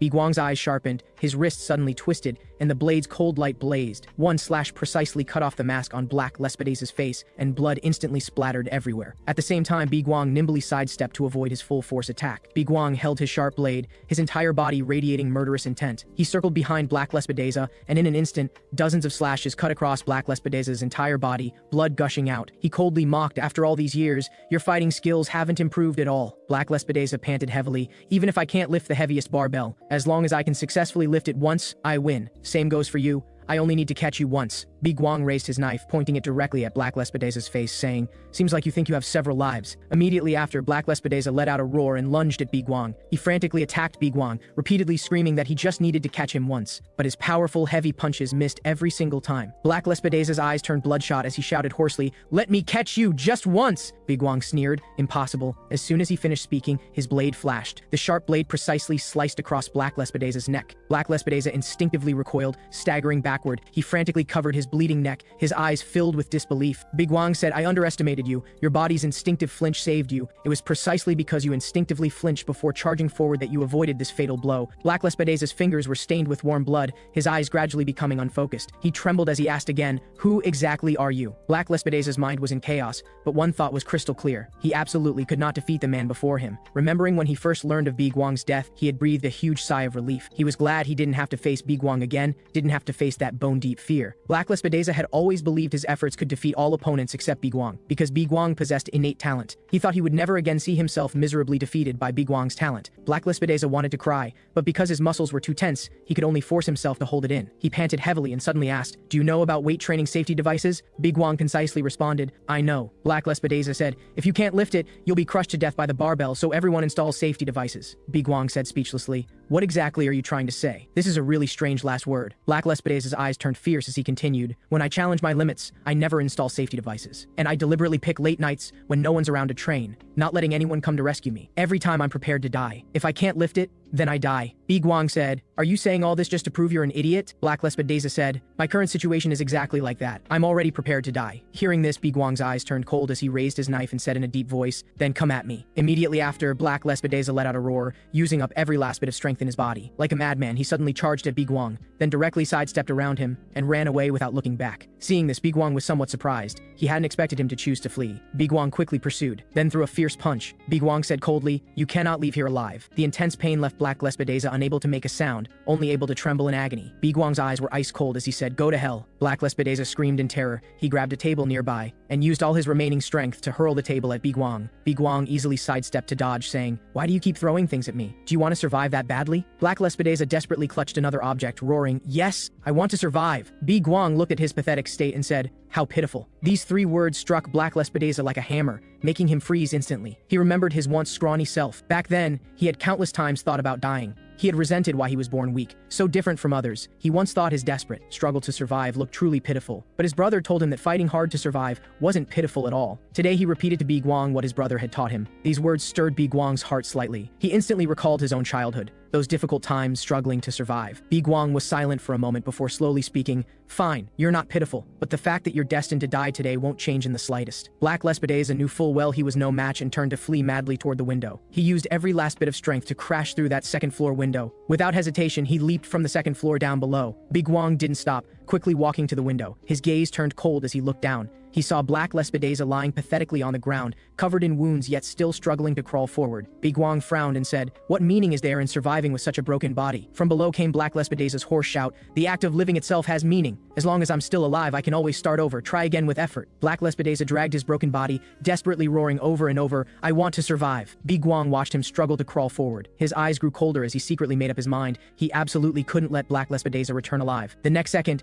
Bi Guang gripped his short knife and aimed at Black Lespedeza below. The short knife cut through the air with a whistle, flying straight toward Black Lespedeza's head. At this critical moment, Black Lespedeza directly used his arm to forcibly block the flying short knife. Seeing this, Bi Guang was somewhat speechless. He could even block that? This was too absurd. Black Lespedeza ignored the severe pain in his arm and continued to crawl forward with difficulty. Bi Guang thought to himself that with this guy's will to survive, he would definitely make it. He immediately decided that even if it delayed him, he would go downstairs and finish this personally. Just then, a sharp blade suddenly shot through the air, aiming straight for Bi Guang's face. Bi Guang instinctively bent down to dodge, barely avoiding the fatal attack. Though he avoided his vitals, his cheek was still deeply cut by the blade. Bi Guang quickly retreated to create distance. Raising his hand to wipe away the blood on his face, he looked carefully. He confirmed the newcomer was none other than Empty Mountain from Huaguo Temple. At this time on the other side, Park Jong-ho and his companion were holding up two door panels, desperately blocking the attacks from Yellow Leaf and Red Leaf. Yellow Leaf mocked them, saying constant defense was useless, they'd be defeated sooner or later. Red Leaf swung her whip and said, "Door panels won't be supplied infinitely." As soon as she finished speaking, Red Leaf lashed her long whip fiercely at the door panel. She threatened to smash both the people and the door panels together. Park Jong-ho shouted, "It's fine, as long as we hold out until the captain arrives, we'll be saved." At this moment, Byun Jang-wook's voice came through the communicator saying he was heading toward their room. Park Jong-ho and Choi Sang-ho heard the message and were instantly overjoyed. However, Byun Jang-wook changed his tone and said he heard a man scream outside. He needed to check the situation outside first. After the communication ended, Park Jong-ho and Choi Sang-ho's smiles instantly froze. The two looked at each other, the hope in their eyes instantly replaced by despair. They turned to look at the bloodthirsty Red Leaf and Yellow Leaf, their hearts panicking terribly. Byun Jang-wook and Kim Ah-hyung rushed outside and immediately spotted bloodstains on the ground. Byun Jang-wook speculated that it seemed someone had jumped from the second-floor window and crawled away. Kim Ah-hyung became worried about Bi Guang on the second floor and hurriedly called him through the communicator. However, Bi Guang's communicator had already broken during his fight with Empty Mountain. Seeing no response from Bi Guang, Kim Ah-hyung quickly asked if they should go check the second floor. On the other side, poor Park Jong-ho and Choi Sang-ho were being frantically hunted by Red Leaf and Yellow Leaf. Red Leaf mocked, "Didn't you say stubbornly before that you'd never run?" Park Jong-ho said while running.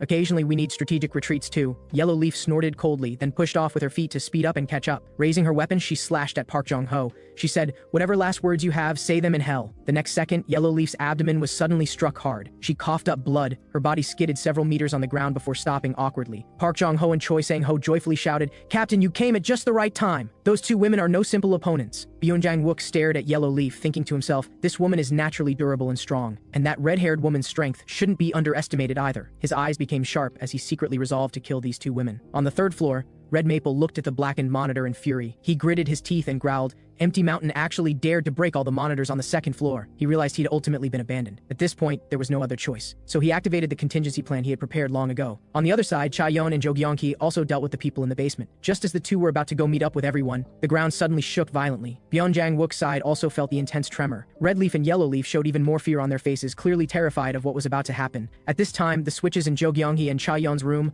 automatically opened. 4 fierce-looking people walked out. The leader was none other than Red Maple's trump card, Black Leaf. Chaeyeon stared intently at the leading Black Leaf, thinking to herself that this woman felt very dangerous. The next second, Black Leaf charged straight at Chaeyeon. Chaeyeon reacted quickly, immediately clenching her fist and meeting the attack head-on. Black Leaf easily caught her fist and said, "If it weren't for you all, Lord Red Maple wouldn't have called me out." Chaeyeon desperately tried to pull back her fist, break free from the grip, and prepare to punch again. But Black Leaf gave her no chance, raising her foot and kicking Chaeyeon hard in the face. Chaeyeon instantly spat out blood and was brutally knocked to the ground. Black Leaf turned to look at someone behind her and said, "Mr. Matthew, I need to rush to my date with Lord Red Maple. These women are yours." Matthew answered, "Okay." Immediately after, he stepped closer to the fallen Chaeyeon, and Jo Gyeongki immediately blocked in front of Chaeyeon. Chaeyeon endured the severe pain and got up, charging straight at Matthew. She pushed off with both legs and leaped into the air. locking onto Matthew's neck tightly. Sha-Yun used all her strength and twisted hard, directly breaking Matthew's neck. She said dominantly, "You are not the only woman who wants to go on a date." However, Blackleaf still couldn't be bothered to tangle with her and turned to sprint toward the stairs. Seeing this, Sha-Yun immediately chased after her,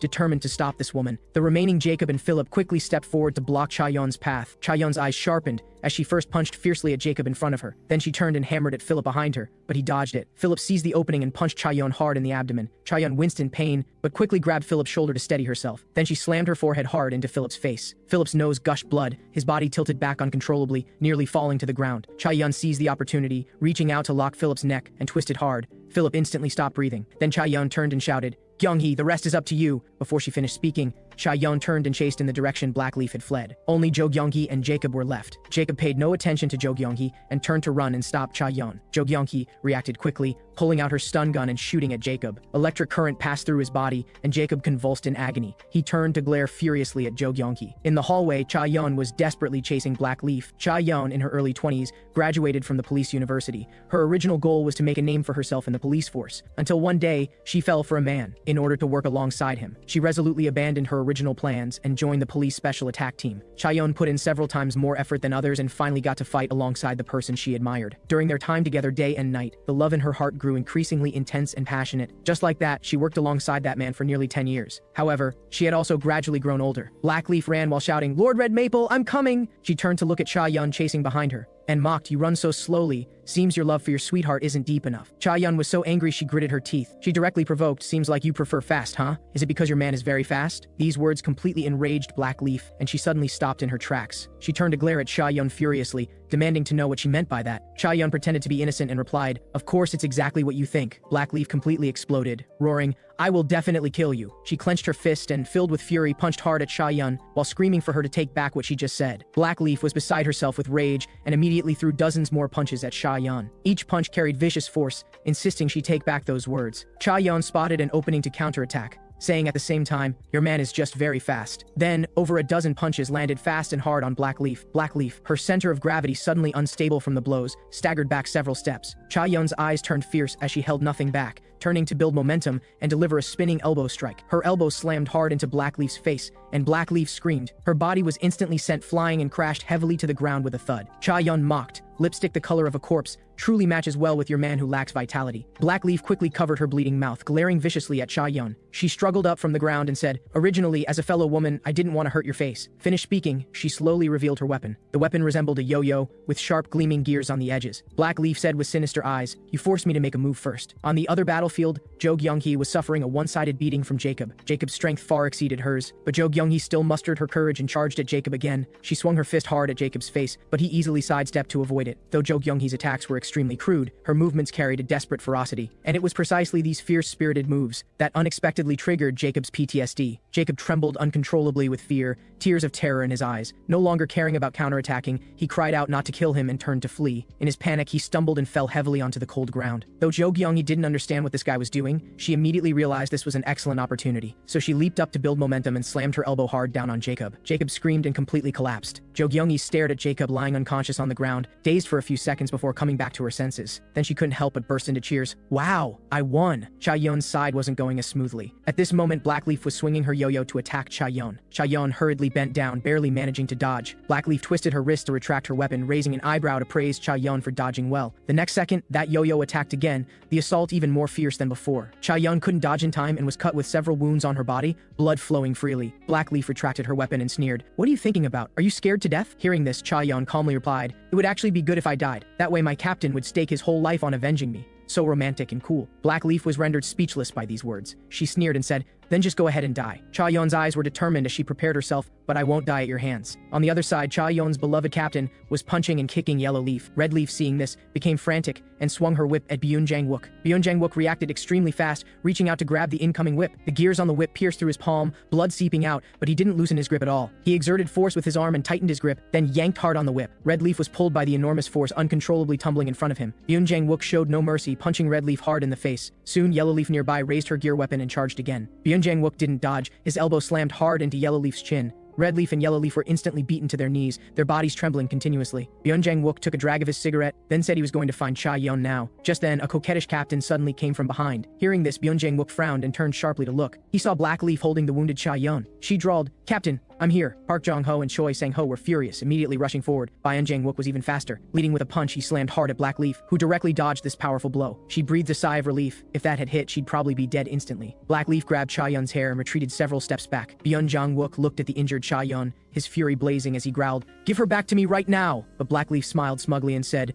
"You should recognize the situation now. If you dare take one more step forward, I'll stab this woman to death." Black Leaf suddenly sensed movement from Cha-yeon. She immediately reached out and viciously grabbed Cha-yeon's tongue. She angrily scolded, "You dare try to bite your tongue to commit suicide in front of me. I already said you can only die by my hands." Just then, a blue electric current precisely hit Black Leaf, coursing through her entire body. Black Leaf's body stiffened, the pressure instantly plummeting. Then she turned to see Jo Kyung-hee holding a stun gun and saying, "Got you." Black Leaf, veins bulging from pain, turned to glare at Jo Kyung-hee and asked, "Who are you?" Taking advantage of Black Leaf's distraction, Park Jong-ho immediately charged forward with his fist. Choi Sang-ho wasn't about to be outdone either. Kicking hard at Black Leaf, their combined attack sent Black Leaf flying several meters away. The two finally rescued the injured Cha-yeon. Byung-Jang-wook immediately instructed Park Jong-ho and Choi Sang-ho to take Cha-yeon outside for treatment. Then he looked at Jo Kyung-hee, telling her to go upstairs and rendezvous with Bi-gwang. Byung-Jang-wook's eyes became bloodthirsty as he continued, "I'll deal with her right away, and then meet up with you all." Black Leaf struggled up from the ground. She said, "It's because of you that Lord Red Maple called me out, isn't it?" So the next second, Black Leaf's yo-yo shot straight at Byung-Jang-wook's face. Black Leaf sneered, "Your fighting style that disregards your body is your fatal flaw. That's how you lost that eye, isn't it?" Byung-Jang-wook said in a deep voice. "Because I don't have equipment on me. So today I'm prepared to lose an arm in exchange for your life." Black Leaf said, "I didn't expect that short-haired woman would like a crazy man like you." She swung her yo-yo to build momentum and said, "But you probably won't live much longer." Byung-Jang-wook suddenly said, "Your boss didn't call you out because of me. There's a guy as strong as me who's already gone upstairs." Before he finished speaking, Byung-Jang-wook charged at Black Leaf again. Black Leaf hurriedly flung out her geared yo-yo. The gears embedded into Byung-Jang-wook's flesh, blood spattering. But he didn't retreat even half a step, instead punching toward Black Leaf. Black Leaf frantically raised her hand to barely block. Byung-Jang-wook suddenly increased the force, his fist carrying a whistling sound through the air. Black Leaf couldn't withstand this enormous force, and hastily activated her yo-yo to counterattack. Byung-Jang-wook endured the attack and continued punching, sneering, "You can barely protect yourself now." Black Leaf's blocking arm creaked, clearly already severely injured. Byung-Jang-wook withdrew his fist and said, "I don't think my fighting style is a flaw. With the next strike, I'm prepared to lose an ear. I will definitely take your life." At the same time on the second floor, Bi-gwang and Empty Mountain were fighting to the death. Empty Mountain wielded his long blade and slashed down from above, the blade's force fierce, and aimed directly at Bi-gwang's face. Bi-gwang looked utterly disdainful. While sidestepping to dodge, he stabbed through his body with one strike. Empty Mountain endured the severe pain and raised his blade again, preparing to launch a fierce attack on Bi-gwang. Bi-gwang gripped his short knife and prepared himself, his eyes cold as he waited for the best moment. Immediately after, the two clashed instantly, blade lights and sword shadows filled with murderous intent. Before long, Jo Kyung-hee, following orders, was searching everywhere for Bi-gwang. Her eyes swept around and happened to spot the door to the second floor room where Bi-gwang had been. She quickly stepped forward and pushed open that half-closed door. What met her eyes was complete chaos, and Bi-gwang had long since disappeared without a trace. At this time on the church, third floor, the instant Red Maple heard the door open, his nerves suddenly tensed. His face full of fear and unwillingness, he resented that Black Lespedeza and Black Leaf hadn't managed to stop them. From the shadows opposite, someone carrying a knife slowly walked closer. His body trembling, he asked, "Is that you, Empty Mountain?" The person stopped and clearly responded, "No, I am Bi-gwang." Red Maple was instantly scared out of his wits. He hastily threw several maple leaf-shaped darts. Bi-gwang didn't even blink as he swung his blade and sliced all the darts into pieces. Red Maple incoherently questioned, "Is Empty Mountain dead? Who are you? What on earth happened?" Bi-gwang interrupted him and said, "I'll only say this once. If you don't turn yourself in, you'll die here." Red Maple wanted to keep asking, but his words were cut off by Bi-gwang. "Are you that guy who was hiding and watching from behind back then? When the first generation Red Maple died, you were there. You didn't keep your promise with me, actually became the second generation Red Maple." Red Maple asked with a blank expression, "What do you mean by that?" Bi-gwang continued to repeat, "I just said, I am Bi-gwang. Did you forget our promise that day?" It turned out that back when Bi-gwang was still working as an assassin, he had once teamed up with the first generation Red Maple to execute a mission. That was also the first time he saw the true face of the legendary Strongest Month. At that time, Bi-gwang couldn't help but ask about the rumors of the 12 apostles among her subordinates. He turned his head and glanced at the children standing nearby, asking if those were the apostles. Red Maple denied it, saying, "Those aren't apostles, they're her leaves. They're beautiful red maples, nurtured with her own love." Red Maple raised an eyebrow and teased, "You're taking the initiative to ask questions. Are you interested in me?" Bi-gwang said her actions were very much like Mr. Buddha's, which made him really want to kill her. Red Maple retorted that she was completely different from Mr. Buddha. They truly loved her. She looked down at the children and asked gently, Right, children? The children responded in unison, yes, Lord Saint. After the two successfully completed this mission, Bai Guang's impression of the first-generation Red Maple at that time was that this woman was strong. He speculated that the apostles under her command wouldn't be weak either. Especially those two children, they would surely become masters in the future, and that girl's talent could even qualify her for the position of a month. At this moment, Red Maple stepped forward and praised him, saying Bi Guang was indeed as formidable as the rumors claimed. She invited Bi Guang to stay by her side, promising to give him abundant love. Bi Guang refused without even thinking, saying that although he didn't understand what love was, he could be certain that what she was doing wasn't love, because those children looked at her with eyes full of fear. Bi Guang's gaze was sharp as he asked back, does this emotion based on fear count as love? Red Maple stubbornly insisted, fear is also a form of love. She moved closer, inviting Bi Guang to feel her love for him. Bi Guang immediately retreated, coldly expressing that he really disliked her. Red Maple wasn't discouraged, and said with a smile before leaving, wait a few more years and something interesting will happen. You must wait and see. So 3 years later, the first generation Red Maple took advantage of when all the months were out, and led her apostles and subordinates to raid Wago Temple. However, Mr. Buddha single-handedly gave everyone who rushed forward a brutal beating. After Mr. Buddha defeated everyone around him, he said, I didn't expect you would eventually point your blade at me. Red Maple said it was because she didn't want to live a life fearing abandonment anymore. She then ordered her apostles to attack again. Mr. Buddha said disdainfully, since you dare to test my strength, then come at me. However, Mr. Buddha's power was truly unfathomable, and all the apostles who rushed forward were decisively killed by him. In the end, no matter how hysterically Red Maple screamed, ordering the remaining apostles to attack him, no one dared to take another step forward. At this moment, Mr. Buddha's cold voice rang out, do you dare to attack me yourself? The fear I inflict and yours aren't even on the same level. Thus, this hasty rebellion was declared a failure, and the first generation Red Maple was completely defeated. Seeing that the situation was lost, she fled to Country F with her remaining followers in panic. At the base in Country F, the first generation Red Maple spent her days deep in frustration, repeatedly agonizing over why she lost to Mr. Buddha. Fragments of past memories continuously assaulted her nerves until she finally completely broke down and screamed. After the hysteria, she finally reached a conclusion. The love she gave was wrong. So from that point on, the first generation Red Maple began brainwashing her apostles with even deeper layers of fear. Neither the loyal apostles nor the close leaves were spared, and the first victim of this cruel brainwashing was the second generation Red Maple at that time. Afterward, Red Maple held him tightly in her arms and suddenly asked softly, do you know why I want to become a god? Because a god will never be abandoned by anyone. When people face hardship, the only one they can ultimately rely on is always God. The second generation Red Maple said timidly in her embrace, will I eventually be abandoned by you? Red Maple gently stroked his head and said, don't worry, I will absolutely never abandon you. And until the moment Bi Guang arrived, this carefully woven false promise was finally completely exposed. The first generation Red Maple glanced at the newcomer and said with a raised eyebrow, we meet again, Bi Guang. Bi Guang's cold eyes swept over the surrounding apostles as he said in a low voice, their bodies are all damaged. Is this your so-called love? How utterly ridiculous. Where is the girl who was with the boy beside you? Red Maple replied with feigned innocence, I don't know, she's probably dead. Bi Guang raised his short blade and said, you're really repulsive, I'm going to kill you. But the next second, the first generation Red Maple charged at Bi Guang first. She immediately lifted her leg and kicked viciously at Bi Guang, who reacted extremely fast and dodged by bending down. The first generation Red Maple's offensive didn't stop at all, immediately following with another fierce kick aimed at Bi Guang's chin. This time Bi Guang couldn't avoid it, and his chin took the full force of this heavy blow. Intense pain instantly struck, and Bi Guang staggered backward. Uncontrollably, bright red blood trickled from the corner of his mouth. He gripped his short blade and launched a counterattack, but the first generation Red Maple was agile and could easily dodge each of his strikes. The first generation Red Maple dodged while taunting, I heard your body was broken from torture, seems it's true. She seized the opening when Bi Guang changed his breathing and kicked again fiercely, once more forcing Bi Guang back. Bi Guang steadied himself and dodged this kick, responding coldly, even so, I can still beat you. Before his words finished, he launched a storm of continuous attacks, and in the flashing blade light, Red Maple's abdomen was stabbed multiple times in succession, blood instantly gushing out. Red Maple endured the severe pain in her abdomen and said, I should count as a formidable opponent for you. Bi Guang said, I've broken your joints. You'll probably have a hard time fully recovering from now on. She gasped heavily and persuaded, help me, and the outcome of the war might be different. Aren't you also very dissatisfied with Mr. Buddha in your heart? Bi Guang said, he promised me that after finishing the mission he'd let me return to a normal life. Red Maple reacted as if she'd heard the biggest joke, firmly asserting he absolutely couldn't survive as an ordinary person. Red Maple then pursued, at your peak you could have completely opposed Mr. Buddha. Could it be because of that woman? Mr. Buddha holds that woman as leverage, that's why you don't dare rebel easily. Red Maple reached out her hand trying to win over Bi Guang, saying, it's not too late now, if we join forces. Before she could finish her words, Bi Guang's short blade had already ruthlessly pierced through her heart. Bi Guang looked at the slowly falling Red Maple and replied coldly, you're no different from Mr. Buddha. The second generation Red Maple saw this scene and rushed over like a madman, shouting, Lord Saint! He threw himself beside Red Maple, tearfully questioning her, didn't you say you would absolutely never abandon me? The first generation Red Maple looked at him,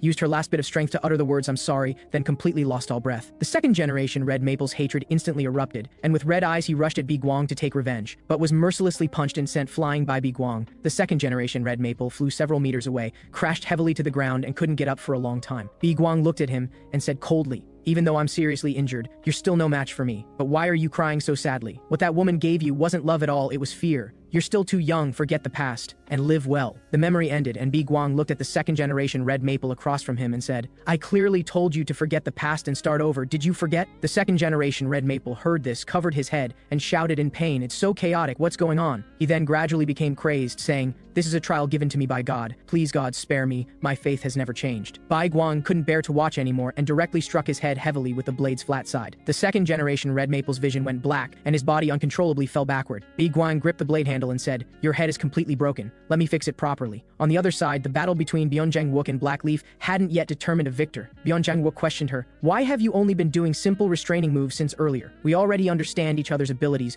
Why hide and hold back like this? His entire body emanated killing intent as he said in a deep voice, put your life on the line and fight me to the death. Blackleaf met his gaze, her body trembling uncontrollably, fear written all over her face. She hastily turned toward the direction of Redleaf and Yellowleaf, shouting their names at the top of her lungs. Redleaf and Yellowleaf, tightly bound by ropes, responded weakly. Blackleaf shouted hysterically, stand up quickly, are you just going to stand there and watch? Redleaf and Yellowleaf said listlessly, our hands and feet are tightly bound. Blackleaf was completely enraged and began swinging the yo-yo in her hand left and right, commanding them to stand up. Redleaf and Yellowleaf were instantly hypnotized and controlled. Countless painful fragments instantly flashed through their minds, all terrible scenes of being cruelly tortured by Blackleaf in the past. Their faces full of fear, they screamed incessantly, their bodies struggling frantically, saying they would obediently listen. Redleaf and Yellowleaf broke free from their restraints and rushed madly toward Byung-Jang Wook, screaming. The two used all their strength to heavily strike Byung-Jang Wook, who winced in pain. After recovering, he immediately swung his fist to counterattack the two. Taking advantage of the gap while Byung-Jang Wook was restrained, Blackleaf didn't hesitate to turn and flee. She had only one thought in her mind, which was to quickly go find her Lord Red Maple. And at this moment, her Lord Red Maple was being brutally beaten by Bi Guang. He was beaten until his nose bled profusely, his body falling backward uncontrollably. But Bi Guang didn't stop. He immediately used the heavy blade's back to chop toward Red Maple's neck, the tremendous force striking. The second-generation Red Maple once again crashed heavily to the ground. Bi Guang looked down at him from above, ordering him to release the hypnosis on the believers. The second-generation Red Maple struggled to prop up his body and stubbornly said, I refuse. As soon as the words left his mouth, he threw dozens of red maple darts, and Bi Guang once again easily blocked all the darts with his blade. Bi Guang raised his long blade, his gaze sharp, saying in a deep voice, I'll say it again, release the hypnosis. Before his words finished, he brought the blade down, striking hard at the second-generation Red Maple's face. The second-generation Red Maple was once again beaten until his nose bled profusely, yet still stubbornly refused. Bi Guang said helplessly, it seems you've been brainwashed more severely than others. He sheathed his long blade and said indifferently, fine, let's see how long you can hold out. The second-generation Red Maple suddenly realized belatedly, although it's unreasonable, I know now that you are Bi Guang. Bi Guang responded speechlessly, are you only figuring it out now? The second-generation Red Maple then sneered and said, I'm returning those words you said that day right back at you. You're no different from Mr. Buddha at all. You always use overwhelming violence and fear to solve everything. Bi Guang heard this and chuckled lightly, mocking, as expected of a cult leader, such eloquence. The second-generation Red Maple said, you told me to live like a person, but how exactly should one live like a person? Bi Guang was silent for a moment, then answered, I don't know. The second-generation Red Maple said, I don't know either. All I've learned in this life are these things. All I learned from that Lord were these things. I only learned that doing this would earn others' love. Bi Guang heard these words and fell into memories, remembering he had once asked the first-generation Bi Guang this question. At that time, the first-generation Bi Guang just said indifferently, there's no correct answer to this question, because the life each person envisions is different. So-called life is a story with yourself as the protagonist. Everyone's story is different, but the ending is ultimately death. As long as you look back on your life before death without regret, you lived happily. At that time, the young Bi Guang asked softly, so it's okay to just live life casually? The first-generation Bi Guang said with a smile, of course it's okay, as long as you're happy. But there's one thing you absolutely must not do, and that is you absolutely cannot harm other people's lives. At that time, Bi Guang's tone was low as he said, then I can never live as an ordinary person in this life. After accepting Mr. Buddha's training, he became increasingly afraid he would become like him. The first-generation Bi Guang heard this and chuckled lightly. He reached up and gently patted his head, saying in a gentle tone, don't worry, you won't become like him. Then he restrained the smile on his face and said, being like Mr. Buddha isn't a bad thing, it means you've become stronger. At that time, Bi Guang asked cautiously, is it okay if I hurt others like he does? The first-generation Bi Guang nodded without hesitation and said in a deep voice, yes, you'll eventually kill certain people. This is a fate you cannot avoid, and a hurdle you must grit your teeth and cross. Just keep killing like that. Slowly get used to that feeling of holding life and death in your hands. Over time, the emotions in your heart will also become more and more numb. At that point, reflect carefully on our conversation today. Remember, don't inflict unwarranted fear on others just for personal gain. What you should really do is use the power of fear appropriately to protect those you cherish. His thoughts returned, and the current Bi Guang said softly, That's how I learned to use fear. The second generation Red Maple looked at him with a complex expression and asked, so did you really live by that belief? Bi Guang was silent for a moment before saying, I tried. The second generation Red Maple suddenly reacted and couldn't help but laugh, saying, so it was that woman. Because of you, no one dared to touch her, but in the end you died once and Phoenix died completely too. Anyway, in the end, one ultimately cannot defy that master of ultimate fear control. Bi Guang heard this and said, although I died for defying that guy, I don't regret it at all. Bi Guang stared at the second generation Red Maple and asked back, what about you? Did you live honorably? The second generation Red Maple scoffed, then answered, didn't I already say it? As long as I do this, I can get the love I want. That's the only truth I learned. Bi Guang looked at his obstinate appearance and sighed softly, saying, how pitiful. The second generation Red Maple cried bitterly at this moment, saying, if you're Bi Guang, then everything makes sense. So I wasn't abandoned, it's just that you were too strong and forced me into a desperate situation. As long as I survive, I can return to Mr. Buddha's side. Bi Guang was utterly speechless and raised his blade handle to strike down again. At this moment, a stern shout of "Don't move" suddenly rang out. Bi Guang's movement instantly stopped, and he slowly turned his head. He saw Blackleaf grabbing Zhou Yonghe and threatening fiercely, "If you dare move, I'll kill this woman." The second generation Red Maple saw Blackleaf and shouted excitedly, "Blackleaf, you're finally here." Blackleaf looked at the second generation Red Maple's injuries with such heartache. Bi Guang looked at Blackleaf's face and thought to himself, this is the little girl who acted together with him back then. At this moment, Blackleaf glared at Bi Guang and questioned fiercely, "What did you do to my Lord Red Maple?" The second generation Red Maple cried and reached out his hand, weakly calling, "Blackleaf, save me quickly." Seeing Bi Guang turn around, Blackleaf tightened her arm and threatened, "If you dare take one step, I'll kill this woman." Bi Guang gripped the long blade in reverse and said coldly, "I won't say it twice, let her go." Blackleaf directly shouted fiercely, "Don't take another step forward." The next second, Bi Guang swung his blade without hesitation, the blade edge directly slashing at Blackleaf's arm. As blood splattered out, Blackleaf's arm was instantly severed and flew away. Bi Guang's expression was fierce as he said, "I already warned you, I won't say it a second time." Blackleaf trembled violently all over from the pain and collapsed to the ground, and Zhou Yonghe immediately broke free and escaped. After Bi Guang dealt with Blackleaf, he turned his head back to look at the second generation Red Maple nearby, only to discover that the second generation Red Maple was taking advantage of this brief chaos to secretly slip away toward the door. Bi Guang looked at his panicked fleeing figure and immediately prepared to go forward to stop him. The second generation Red Maple suddenly turned his head and shouted hoarsely at Blackleaf behind him, "Blackleaf, stop him quickly." Blackleaf endured the severe pain of her severed arm and lunged at Bi Guang. Bi Guang's wrist turned, and he directly used the heavy blades back to slam hard at the charging Blackleaf. The tremendous force sent Blackleaf flying. Bi Guang's gaze locked tightly on the second generation Red Maple's back, questioning coldly, "Is using someone you grew up with as a shield glorious?" The second generation Red Maple turned a deaf ear and just shouted back without looking, "Blackleaf, stop him quickly." Blackleaf lay on the ground and responded hoarsely, "Yes, Lord Red Maple." The second generation Red Maple continued ordering her to buy him time to escape even if she had to die. Blackleaf's tears instantly spilled from her eyes, yet she still said with utmost respect, "Yes, Lord Red Maple." Seeing this, Bi Guang couldn't help but say, "These two people are both insane." The second generation Red Maple didn't look back and walked toward the door without stopping. His eyes were filled with obsessive fixation, constantly repeating, "I want to return to Mr. Buddha's side." And behind him, Bi Guang struck another heavy blow at the charging Blackleaf. Blackleaf felt she was already on the verge of death. She raised her eyes toward the fleeing figure of Red Maple and used her last bit of strength to shout, "Lord Red Maple, I love you," just as she had said to him countless times softly when they were young. "Big brother, I love you." It turned out that both Blackleaf and the second generation Red Maple were children the first generation Red Maple picked up from the orphanage. The first generation Red Maple had always treated them as combat weapons. The methods she used were exactly the same as the methods Mr. Buddha used back then, and the second generation Red Maple was abandoned by his parents from birth. He had never been loved while living in this world. He was a pitiful and lonely child. The circumstances of the other children who were picked up were roughly the same as his. These children, like the second generation Red Maple, had tasted abandonment from a young age. So when the first generation Red Maple taught them that love was synonymous with fear, the children believed it without doubt. However, among this group of children, there was one child who was different. The girl who would become Blackleaf was the only child who had been loved by family. From childhood, she would follow behind the second generation Red Maple, who resembled her deceased older brother. The two spent time together day and night and gradually became close. The second generation Red Maple, who didn't understand love, mistook fear for love and deeply revered the first generation Red Maple. Until in one mission, he faced off against the first generation Cherry Blossom. At that time, he was too young and was no match for the first generation Cherry Blossom at all. The first generation Cherry Blossom was ruthless in her strikes, her power unilaterally crushing him, just when he thought he was going to die. A figure rushed over recklessly. It was Blackleaf who appeared in time to save him. At that time, Blackleaf told him to escape quickly. Staying here would only lead to death. Sure enough, the next second, the first generation Cherry Blossom's attacks became even more fierce. Blackleaf immediately blocked in front of him, gripping her weapon and engaging Cherry Blossom in combat. Surprisingly, these two fought evenly, unable to determine a victor. The first generation Cherry Blossom discovered Blackleaf's capabilities, so she shifted her target to the second generation Red Maple behind her, and as the fatal strike was about to land, Blackleaf didn't hesitate to block in front of him. Then she used her last bit of strength to say "I love you" to the second generation Red Maple once more. Cherry Cherry Blossom was moved by this scene. She then drew her short blade and said, "Take her and go. I'll spare your lives, because I like you too." Only then were the two able to escape with their lives. In the forest, the second generation Red Maple took off his shirt and carefully bandaged Blackleaf's wounds. He looked at Blackleaf's pale face, his voice trembling as he asked her why she did this. Blackleaf looked into his eyes and said softly, "My real older brother looked a lot like you. My brother was beaten to death by our father protecting me, and before he died he was still telling me he loved me. Lord Red Maple wanted you to die in her place,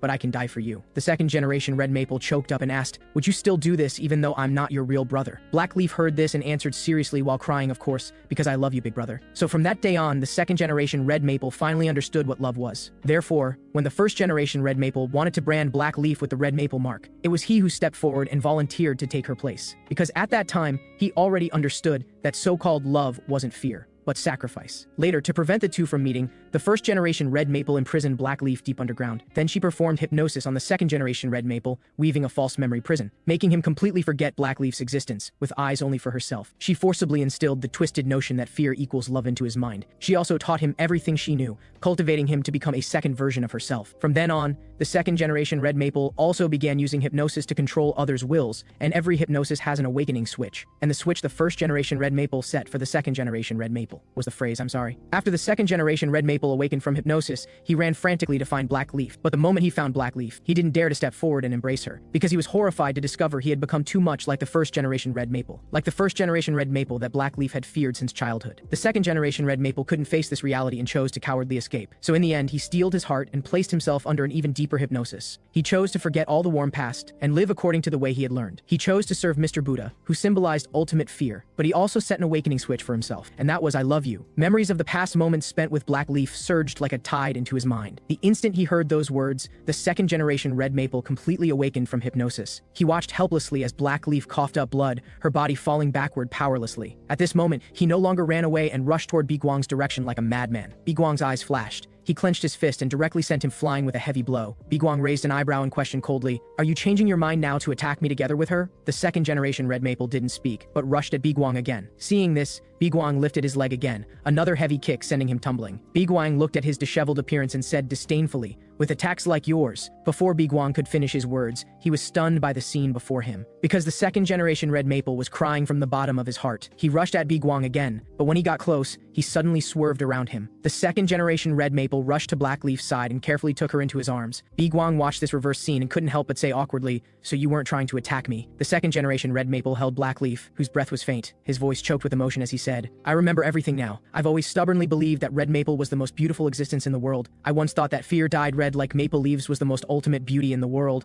and blood splattering everywhere like maple leaves was so beautiful it was mesmerizing. But that's not the case. I was just forced to think it was beautiful. What's truly beautiful like maple leaves isn't the chilling fear and blood. It's you. It's that faint blush that rises on your cheeks. It's you, unique and irreplaceable. I love you too." Then he requested that Biguang let him release the hypnosis and turn himself in. But he had only one condition: they must spare Blackleaf. With these words, Operation Sweep the Fallen Leaves was officially declared complete. Bian Jang-wook hurried over and couldn't help but praise Biguang for being amazing, actually being able to convince this madman to voluntarily turn himself in. Bian Jang-wook clapped while saying, "How did you do it? You're really smart." Biguang said, "I just kept beating him." At this moment, noticing Biguang's injury, he asked with concern how his face got injured. Was it a wound caused by that cult leader? Biguang shook his head and answered in a deep voice, "No, it was caused by a very strong person." Byun Jang-wook frowned and pursued, "Did you end up killing that person?" Biguang's tone was calm as he said, "I wasn't able to kill him." Just then, Jo Gyung-hee's voice came, saying she had finished bandaging Blackleaf. Biguang turned to look at the second generation Red Maple and said, "You heard that. According to our agreement, immediately release the hypnosis placed on the believers." The second generation Red Maple answered in a hoarse voice, "I understand." When the second generation Red Maple recited the spell to release the hypnosis, the scene instantly became chaotic, and the awakened believers all wanted to rush up and vent their accumulated anger at him. Red Leaf and Yellow Leaf, who had broken free from the hypnosis, also looked at him with eyes full of anger. The two kept cursing the second generation Red Maple, saying he looked incredibly disgusting. Just then, Black Leaf endured the severe pain and spoke. She stared coldly at the two, and sternly told them to take back those words. Red Leaf and Yellow Leaf's bodies stiffened at this sight, remembering what Black Leaf had done to them. They even began cursing at her as well. The next second, Byun Jang-wook reached out and tapped their heads, warning them not to cause more trouble. Biguang watched Byun Jang-wook's actions and silently pondered in his heart. He thought to himself that although he didn't really like executing missions with others, this man was very trustworthy, and cooperation in the future would definitely be reliable. Soon, Byun Jong-wook took out the communicator and began reporting. For this operation, we have a total of 3 wounded on our side. Currently, no one has died. Hong-jun heard the good news on the other end of the communicator, and a happy smile instantly appeared on his face. Byun Jang-wook asked into the communicator, "Everything should be fine on your end, right?" Hong-jun responded in a steady tone, "Everything is well on our end, no surprises." He clearly stated that he was very satisfied with the execution results of this mission. In contrast, Red Maple's complete defeat was something Mr. Buddha simply could not accept. Mr. Buddha's expression was gloomy as water as he questioned Orchid fiercely, "Where are Black Lespedeza and Empty Mountain?" Orchid respectfully answered, "Currently, there's no news of them." Then he hesitated for a moment before saying, "In my view, Pine Crane should have betrayed us." Mr. Buddha heard the news of Pine Crane's betrayal, and his emotions instantly erupted in fury. On the other side, Director Kim Nak-ho, who had just learned the mission results, muttered to himself, "How unexpected. Could it be that their strength was too formidable?" This was a mission with 3 months participating. Kim Nak-ho pondered for a moment and suddenly smiled, saying, "Regardless, this outcome was actually quite good." Then he picked up the phone on the desk. He said into the phone, "The plan needs to be moved up. Deploy." Outside the church, Bai Guang and his group stood quietly waiting for the support team to arrive. Just then, a familiar female voice rang out, "Long time no see, Captain." The person was Chief Superintendent Shin So-hee, the Vice Captain of the White-Headed Crane Special Forces, and also Byun Jong-wook's former team member. She looked at Byun Jong-wook with a smile, asking in a familiar tone how he'd been lately. Byun Jong-wook saw her and couldn't help asking why she was here. Shin So-hee responded in a relaxed tone, "Because the commissioner sent me over." At this moment, Shin So-hee's gaze swept to Cha-yeon's face wrapped in bandages. She bluntly mocked, "It hasn't been that long, and you've gotten even uglier, Cha-yeon." Cha-yeon's expression darkened at these words, and she told her irritably to get lost. Taking advantage of this gap, Byun Jang-wook turned and asked Shin So-hee, "Why didn't your captain come?" Shin So-hee heard this and answered, "Our captain is on another mission." And the location of this mission was the police station. At the same time, the captain of the White-Headed Crane Special Forces, former member of Byun Jang-wook's Special Forces, Choi Hoon, was leading a team of special police. He needed to invite Hong Jun to meet with Commissioner Kim Nak-ho. Shin So-hee continued saying, "Following Director Kim Nak-ho's instructions, we'll handle the follow-up work, so you can withdraw now." Upon hearing this, Bi Guang refused without hesitation. He said in a firm tone, "We were the ones who caught them. You're clearly trying to steal our credit." The second-generation Red Maple standing beside also expressed that they wanted to go with Bi Guang and his team. After hearing this, Shin So-hee mocked, "Is this something you can decide on your own? This is an order personally issued by the commissioner. It's not up for your debate." As both sides remained at a standoff, Byun Jang-wook said, "Since it's an order, we as subordinates can only follow the arrangement." Bi Guang fell silent for a moment, stopped arguing, and accepted this arrangement by default. The group packed up their things and soon left on a prepared boat. On the boat, Byun Jang-wook asked Kim Ah-young if she really found nothing in the maple forest. Upon hearing this, Kim Ah-young recalled, saying she followed the blood trail all the way into a forest, but the blood suddenly disappeared midway. She couldn't find anything. Hearing this, Bi Guang bluntly criticized her for being a useless woman. Bi Guang felt irritated and thought to himself, that mysterious woman he ran into earlier was really troublesome. Plus Black Lespedeza, who escaped by sheer luck, everything was making him frustrated. At this moment, the Black Lespedeza who was troubling Bi Guang was hiding in a maple tree, secretly feeling fortunate that he managed to keep his life. Meanwhile, the situation at the church had already taken a sudden turn. Shin So-hee wasted no time and had already silenced Red Leaf and Yellow Leaf. Seeing this, the second-generation Red Maple was completely stunned and questioned sternly, "Why do this? We were clearly willing to turn ourselves in and could provide you with many clues." Shin So-hee said. The commissioner said, "Oh wait, let me change how I address him. Lord Pine Crane said he doesn't need any unnecessary variables to exist. I've already prepared a lie. Your cause of death will be shot while resisting during transfer." After hearing this, the second-generation Red Maple was thunderstruck. So the mysterious Pine Crane was actually someone from the police. He smiled bitterly, finally understanding he was just a disposable piece in this game. He suddenly pulled Black Leaf into his arms and begged Shin So-hee to spare her life. Black Leaf shook her head weakly and gently consoled the second-generation Red Maple, saying she was willing to die together with him. Shin So-hee's lips curved into a cold sneer as she said, "Then as you wish." The second-generation Red Maple also completely fell at this moment. On the other side in the commissioner's office, Kim Nak-ho greeted the visitor cheerfully. He praised, "You perfectly ended the operation. Amazing. You avenged your wife. How does it feel?" Hong Jun looked puzzled and cautiously inquired, "What's your purpose in calling me here?" Kim Nak-ho said, "Don't be afraid. I'm assigning you the next operation. Except for February, May, and August, I have information on all the other months. So the next operation is to assassinate the months, weaken Huago Temple, then execute Mr. Buddha." Hong Jun said, "The months are nameless killers, but Mr. Buddha is a public figure. Even if the operation succeeds,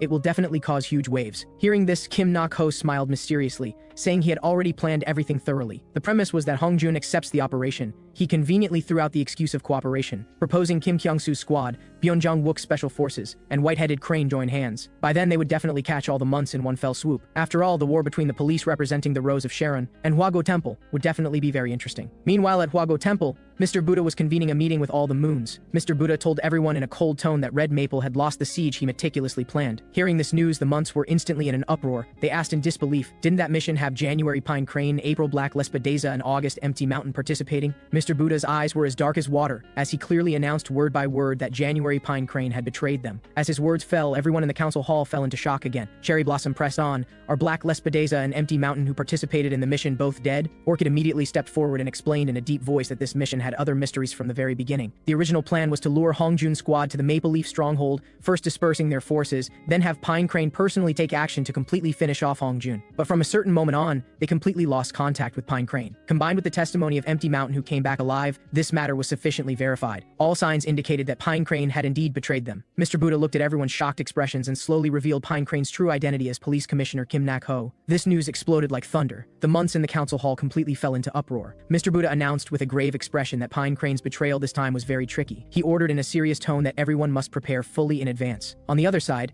Black Lespedeza had actually escaped back to Huaguo Temple alive. He tearfully complained to his brother Red Lespedeza, who came upon hearing the news, saying he was seriously injured by Bi Guang. Red Lespedeza looked at the shocking wounds on his brother's body. He was burning with rage and immediately rushed out to settle accounts with Bi Guang, muttering through gritted teeth that he would make Bi Guang pay a painful price. At the same time, Bi Guang was still discussing with Hongjun whether to cooperate with Pine Crane. Bi Guang looked at Hongjun's expression and asked what he planned to do. Hongjun said calmly that he hadn't formally replied to Pine Crane yet. Then he began analyzing the current situation, saying, no matter what choice they made, this was the best opportunity. Pine Crane's betrayal would definitely cause division within Huaguo Temple. He stated his plan, they just needed to seize the opportunity and strike when vulnerable. Before that, he planned to pretend to cooperate with Pine Crane first. Hearing this, Bi Guang nodded in understanding, then said he should properly train his subordinate slaves during this time. Seeing him preparing to leave, Hongjun asked, don't you feel more comfortable carrying out missions alone? Hearing this, Bi Guang stopped in his tracks. What Byung-Jang Wook said before suddenly flooded into his mind. Byung-Jang Wook said seeing how he always liked to solve problems alone, he could guess that his former companions were probably not worth trusting. Byung-Jang Wook also advised him to try trusting his current team members.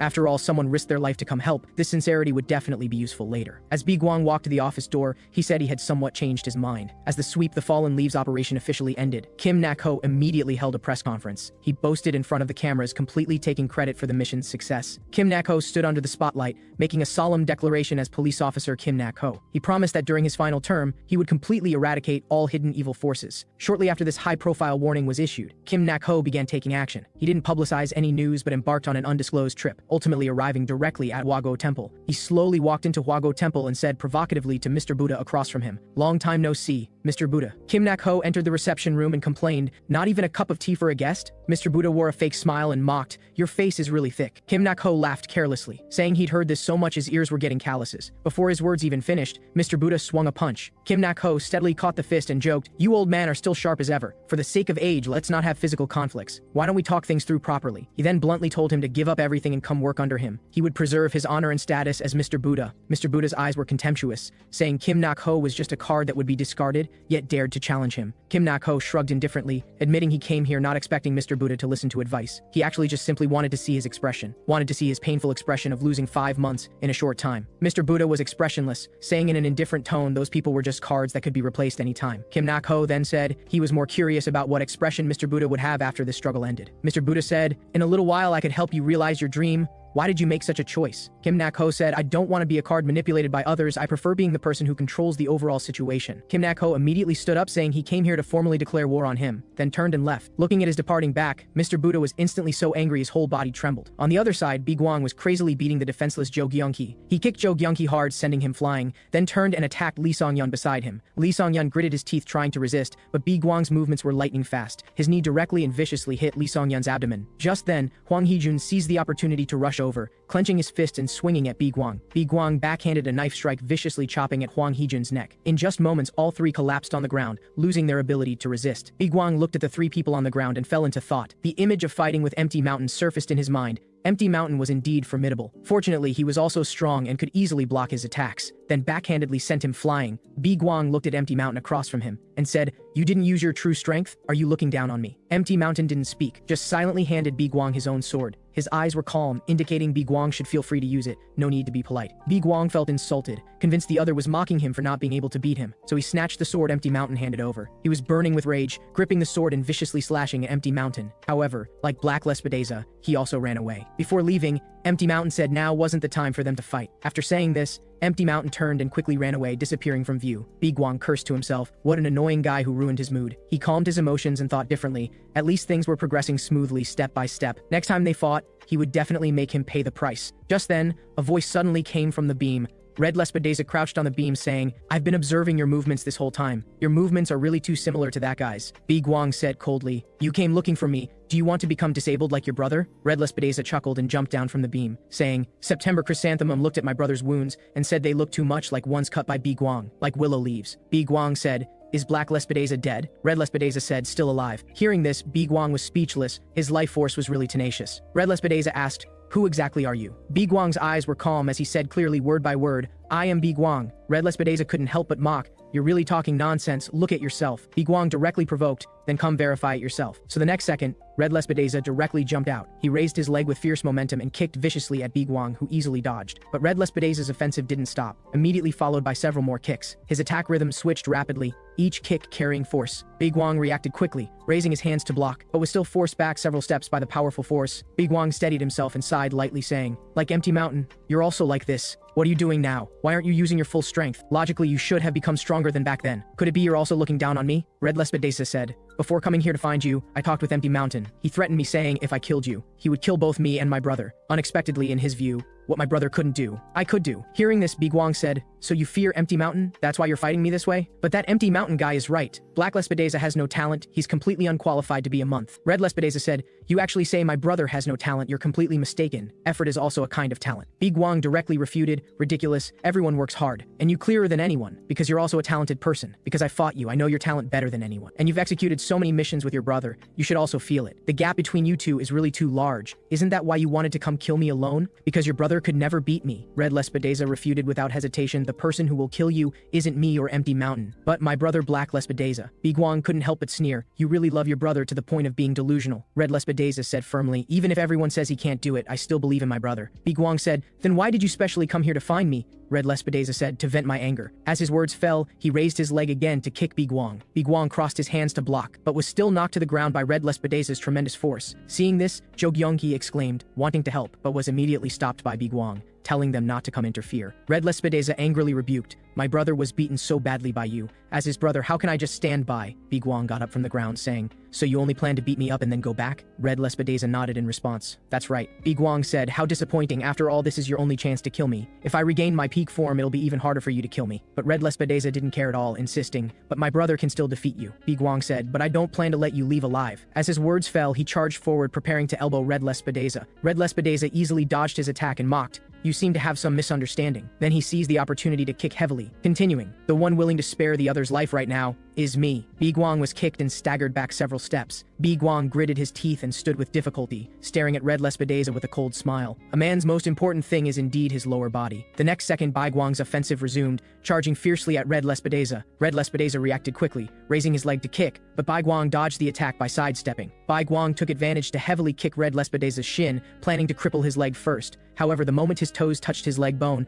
Bi Guang's own leg felt intense pain instead. He couldn't help but exclaim, "How is it as hard as stone?" Red Lespedeza's offensive didn't stop. The next second, another kick came at Bi Guang. This kick was full of force. Bi Guang was kicked hard and forced back repeatedly. Bi Guang steadied himself and grinned, saying, "That move is pretty good." He flexed his wrist, saying, "Feels like my form is slowly coming back." Red Lespedeza snorted disdainfully, "Stop bluffing." Saying this, he pressed forward, using his knee to viciously thrust at Bi Guang. Bi Guang was prepared, slightly tilting his head, easily dodging this vicious knee strike. Seeing this, Red Lespedeza's heart trembled. He also clearly felt something was wrong. This guy's movements were actually gradually becoming more agile. Then Bi Guang stopped defending and swung his fist at Red Lespedeza's face. Red Lespedeza hurriedly tilted his head to dodge, while raising his foot to viciously kick Bi Guang's cheek. Jo Gyongki and others watching couldn't help but look worried. Bi Guang was kicked in the cheek, stumbling back several steps. He wiped the blood from his mouth, saying, "Very good to improve strength. You really need to fight masters. But are you really not planning to show your true strength? Otherwise, you'll really die." At this moment, Red Lespedeza felt terrified inside. Bi Guang could actually keep speeding up his movements in such a short time. The next second, Bi Guang raised his fist to attack. This punch was fast and fierce, solidly hitting Red Lespedeza's body. After hitting, Bi Guang was actually stunned for a moment, his face showing a surprised expression. He couldn't help but praise, "Like your brother.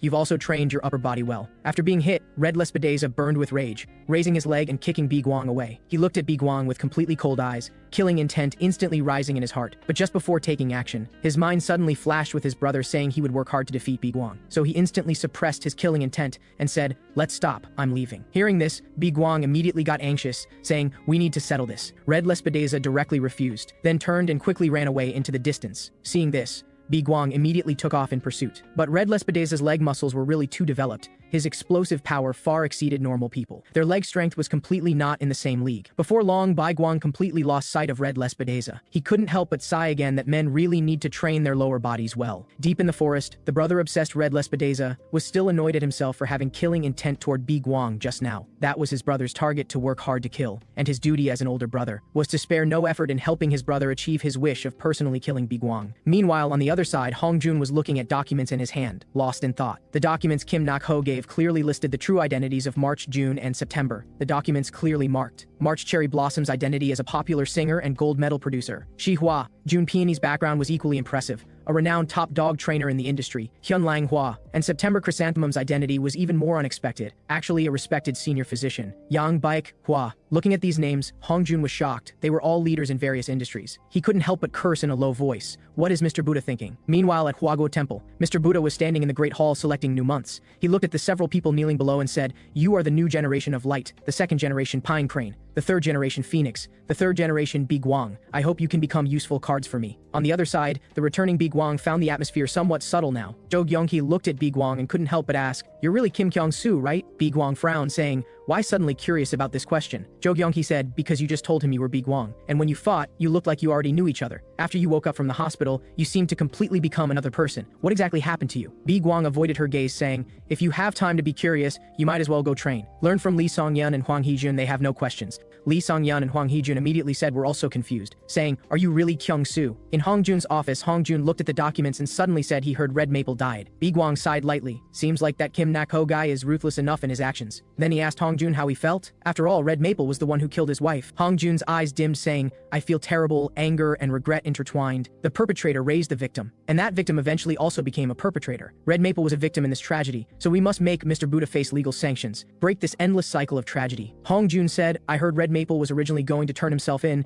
Kim Nak-ho cut off all his chances to atone. This is the information on all the months that Kim Nak-ho gave me." Bi Guang said, "So this is what they all look like, but these are only the months active in public." Hongjun nodded, saying, "Right, besides Black Lespedeza and Red Lespedeza brothers, have you seen February and May?" Bi Guang said, "I haven't seen February, but I often see May Orchid's figure. That guy is like Mr. Buddha's shadow, always sticking by his side." Hongjun then said, "We'll be cooperating with Kim Nak-ho during this time. Anyway, he has the title of police on the surface. We're just cooperating with him in our capacity as police. We absolutely won't do anything beyond our scope of duties for him." Hearing this, Bi Guang lowered his head and pondered for a moment, then slowly spoke. "Actually, my slaves have been constantly asking about my true identity recently." Hearing this, Hongjun gave advice, saying, "Just tell them, there's nothing to hide. Whether they believe it or not, the process of sharing itself is meaningful. After all, interpersonal relationships need to be built up slowly like this." After hearing Hongjun's words, Bi Guang immediately had a clear decision in his heart. He then told his slaves everything about his entanglements with Huaguo Temple. But after hearing his account, this group's reactions were surprisingly consistent. Not one person was willing to believe. They all thought something was wrong with his brain. They immediately swarmed around him, advising him to go to the hospital to get his brain checked again. They insisted this was a sequela from Bi Guang's previous injury. Bi Guang looked at the chaotic scene before him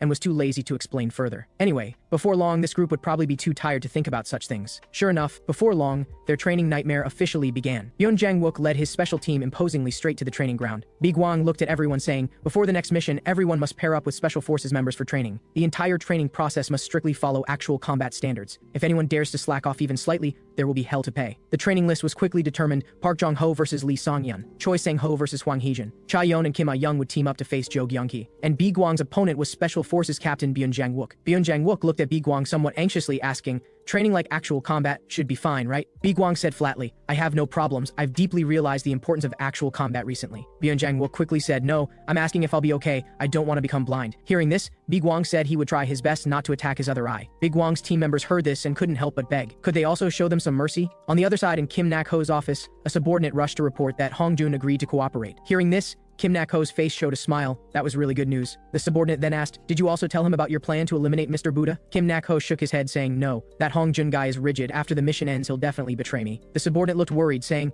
Then won't executing the mission with him be very uneasy? Kim Nak-ho said, "It's fine, variables will appear anyway, as long as they're controllable. After this mission ends successfully, no one can shake my position." He breathed a sigh of relief, saying it was great to have one less thing to worry about. During this recent period, he was almost exhausted being tormented by that crazy woman. The next day, Kim Nak-ho met Hongjun and first thanked him for being willing to cooperate. Hongjun was too lazy to waste words with him and said directly, "So what's your plan?" Kim Nak-ho chuckled and teased, "You're really impatient. Since we're cooperating, we should first deeply understand each other. Everyone has dreams. Want to hear mine? My dream is to become this country's president. If I continue joining hands with Mr. Buddha, I should be able to easily take the presidential seat. But the police sense of justice I still have makes me unwilling to do so. I cooperated with Mr. Buddha for the greater good, so I won't have deep exchanges with him. After all, I want to build a safer country." Hearing this, Hongjun immediately retorted, "Someone who joins hands with a criminal organization wants to be president. This country is probably heading into a dark era." Kim Nak-ho ignored his retort and continued saying, "The day the mission starts is the day I announce my candidacy for president. By then I'll share all the investigated crimes of the months with you." Hongjun said directly,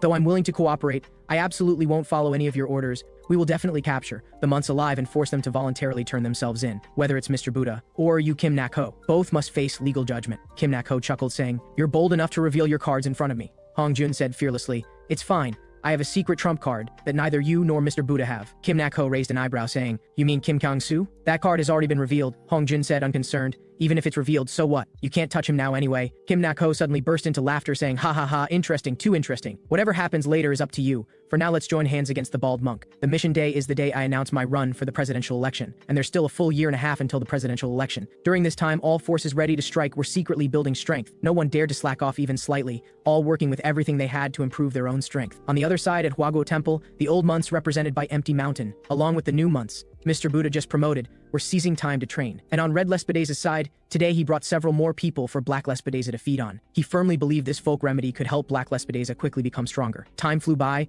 and 6 months quietly slipped away. Kim Nak-ho sat in his office, his eyes sharp, saying, "The time has come. Go prepare the press conference. It's time to start a new chapter." The subordinate looked worried and dissuaded. "Your approval rating is rising too early. Running will easily attract concentrated attacks." Kim Nak-ho said unconcerned, "It's fine, all of this is within my expectations. As long as I eliminate Hwago Temple, my presidential seat is basically secured. Nothing attracts national attention more than sweeping away a criminal organization. Now let's create a new future together." At the press conference under the spotlight, Kim Nak-ho delivered his campaign speech, saying he had been police commissioner for 5.5 years. Looking at all previous holders, no police commissioner could be like him, about to complete a third full term. Over the past years, he had already swept away many criminal organizations. Therefore, he promised that during his final term, he would sweep away a certain hidden criminal organization, and had full confidence in completing this sweeping operation. As his words fell, Kim Nak-ho officially announced he was simultaneously running in this presidential election. Hongjun watched the live broadcast and muttered to himself, "The war is about to begin." Mr. Buddha watched the video of Kim Nak-ho, even more angered to the point of trembling all over. He suppressed his rage and called Orchid in a deep voice, immediately issuing a death order for all months to prepare for battle at any time.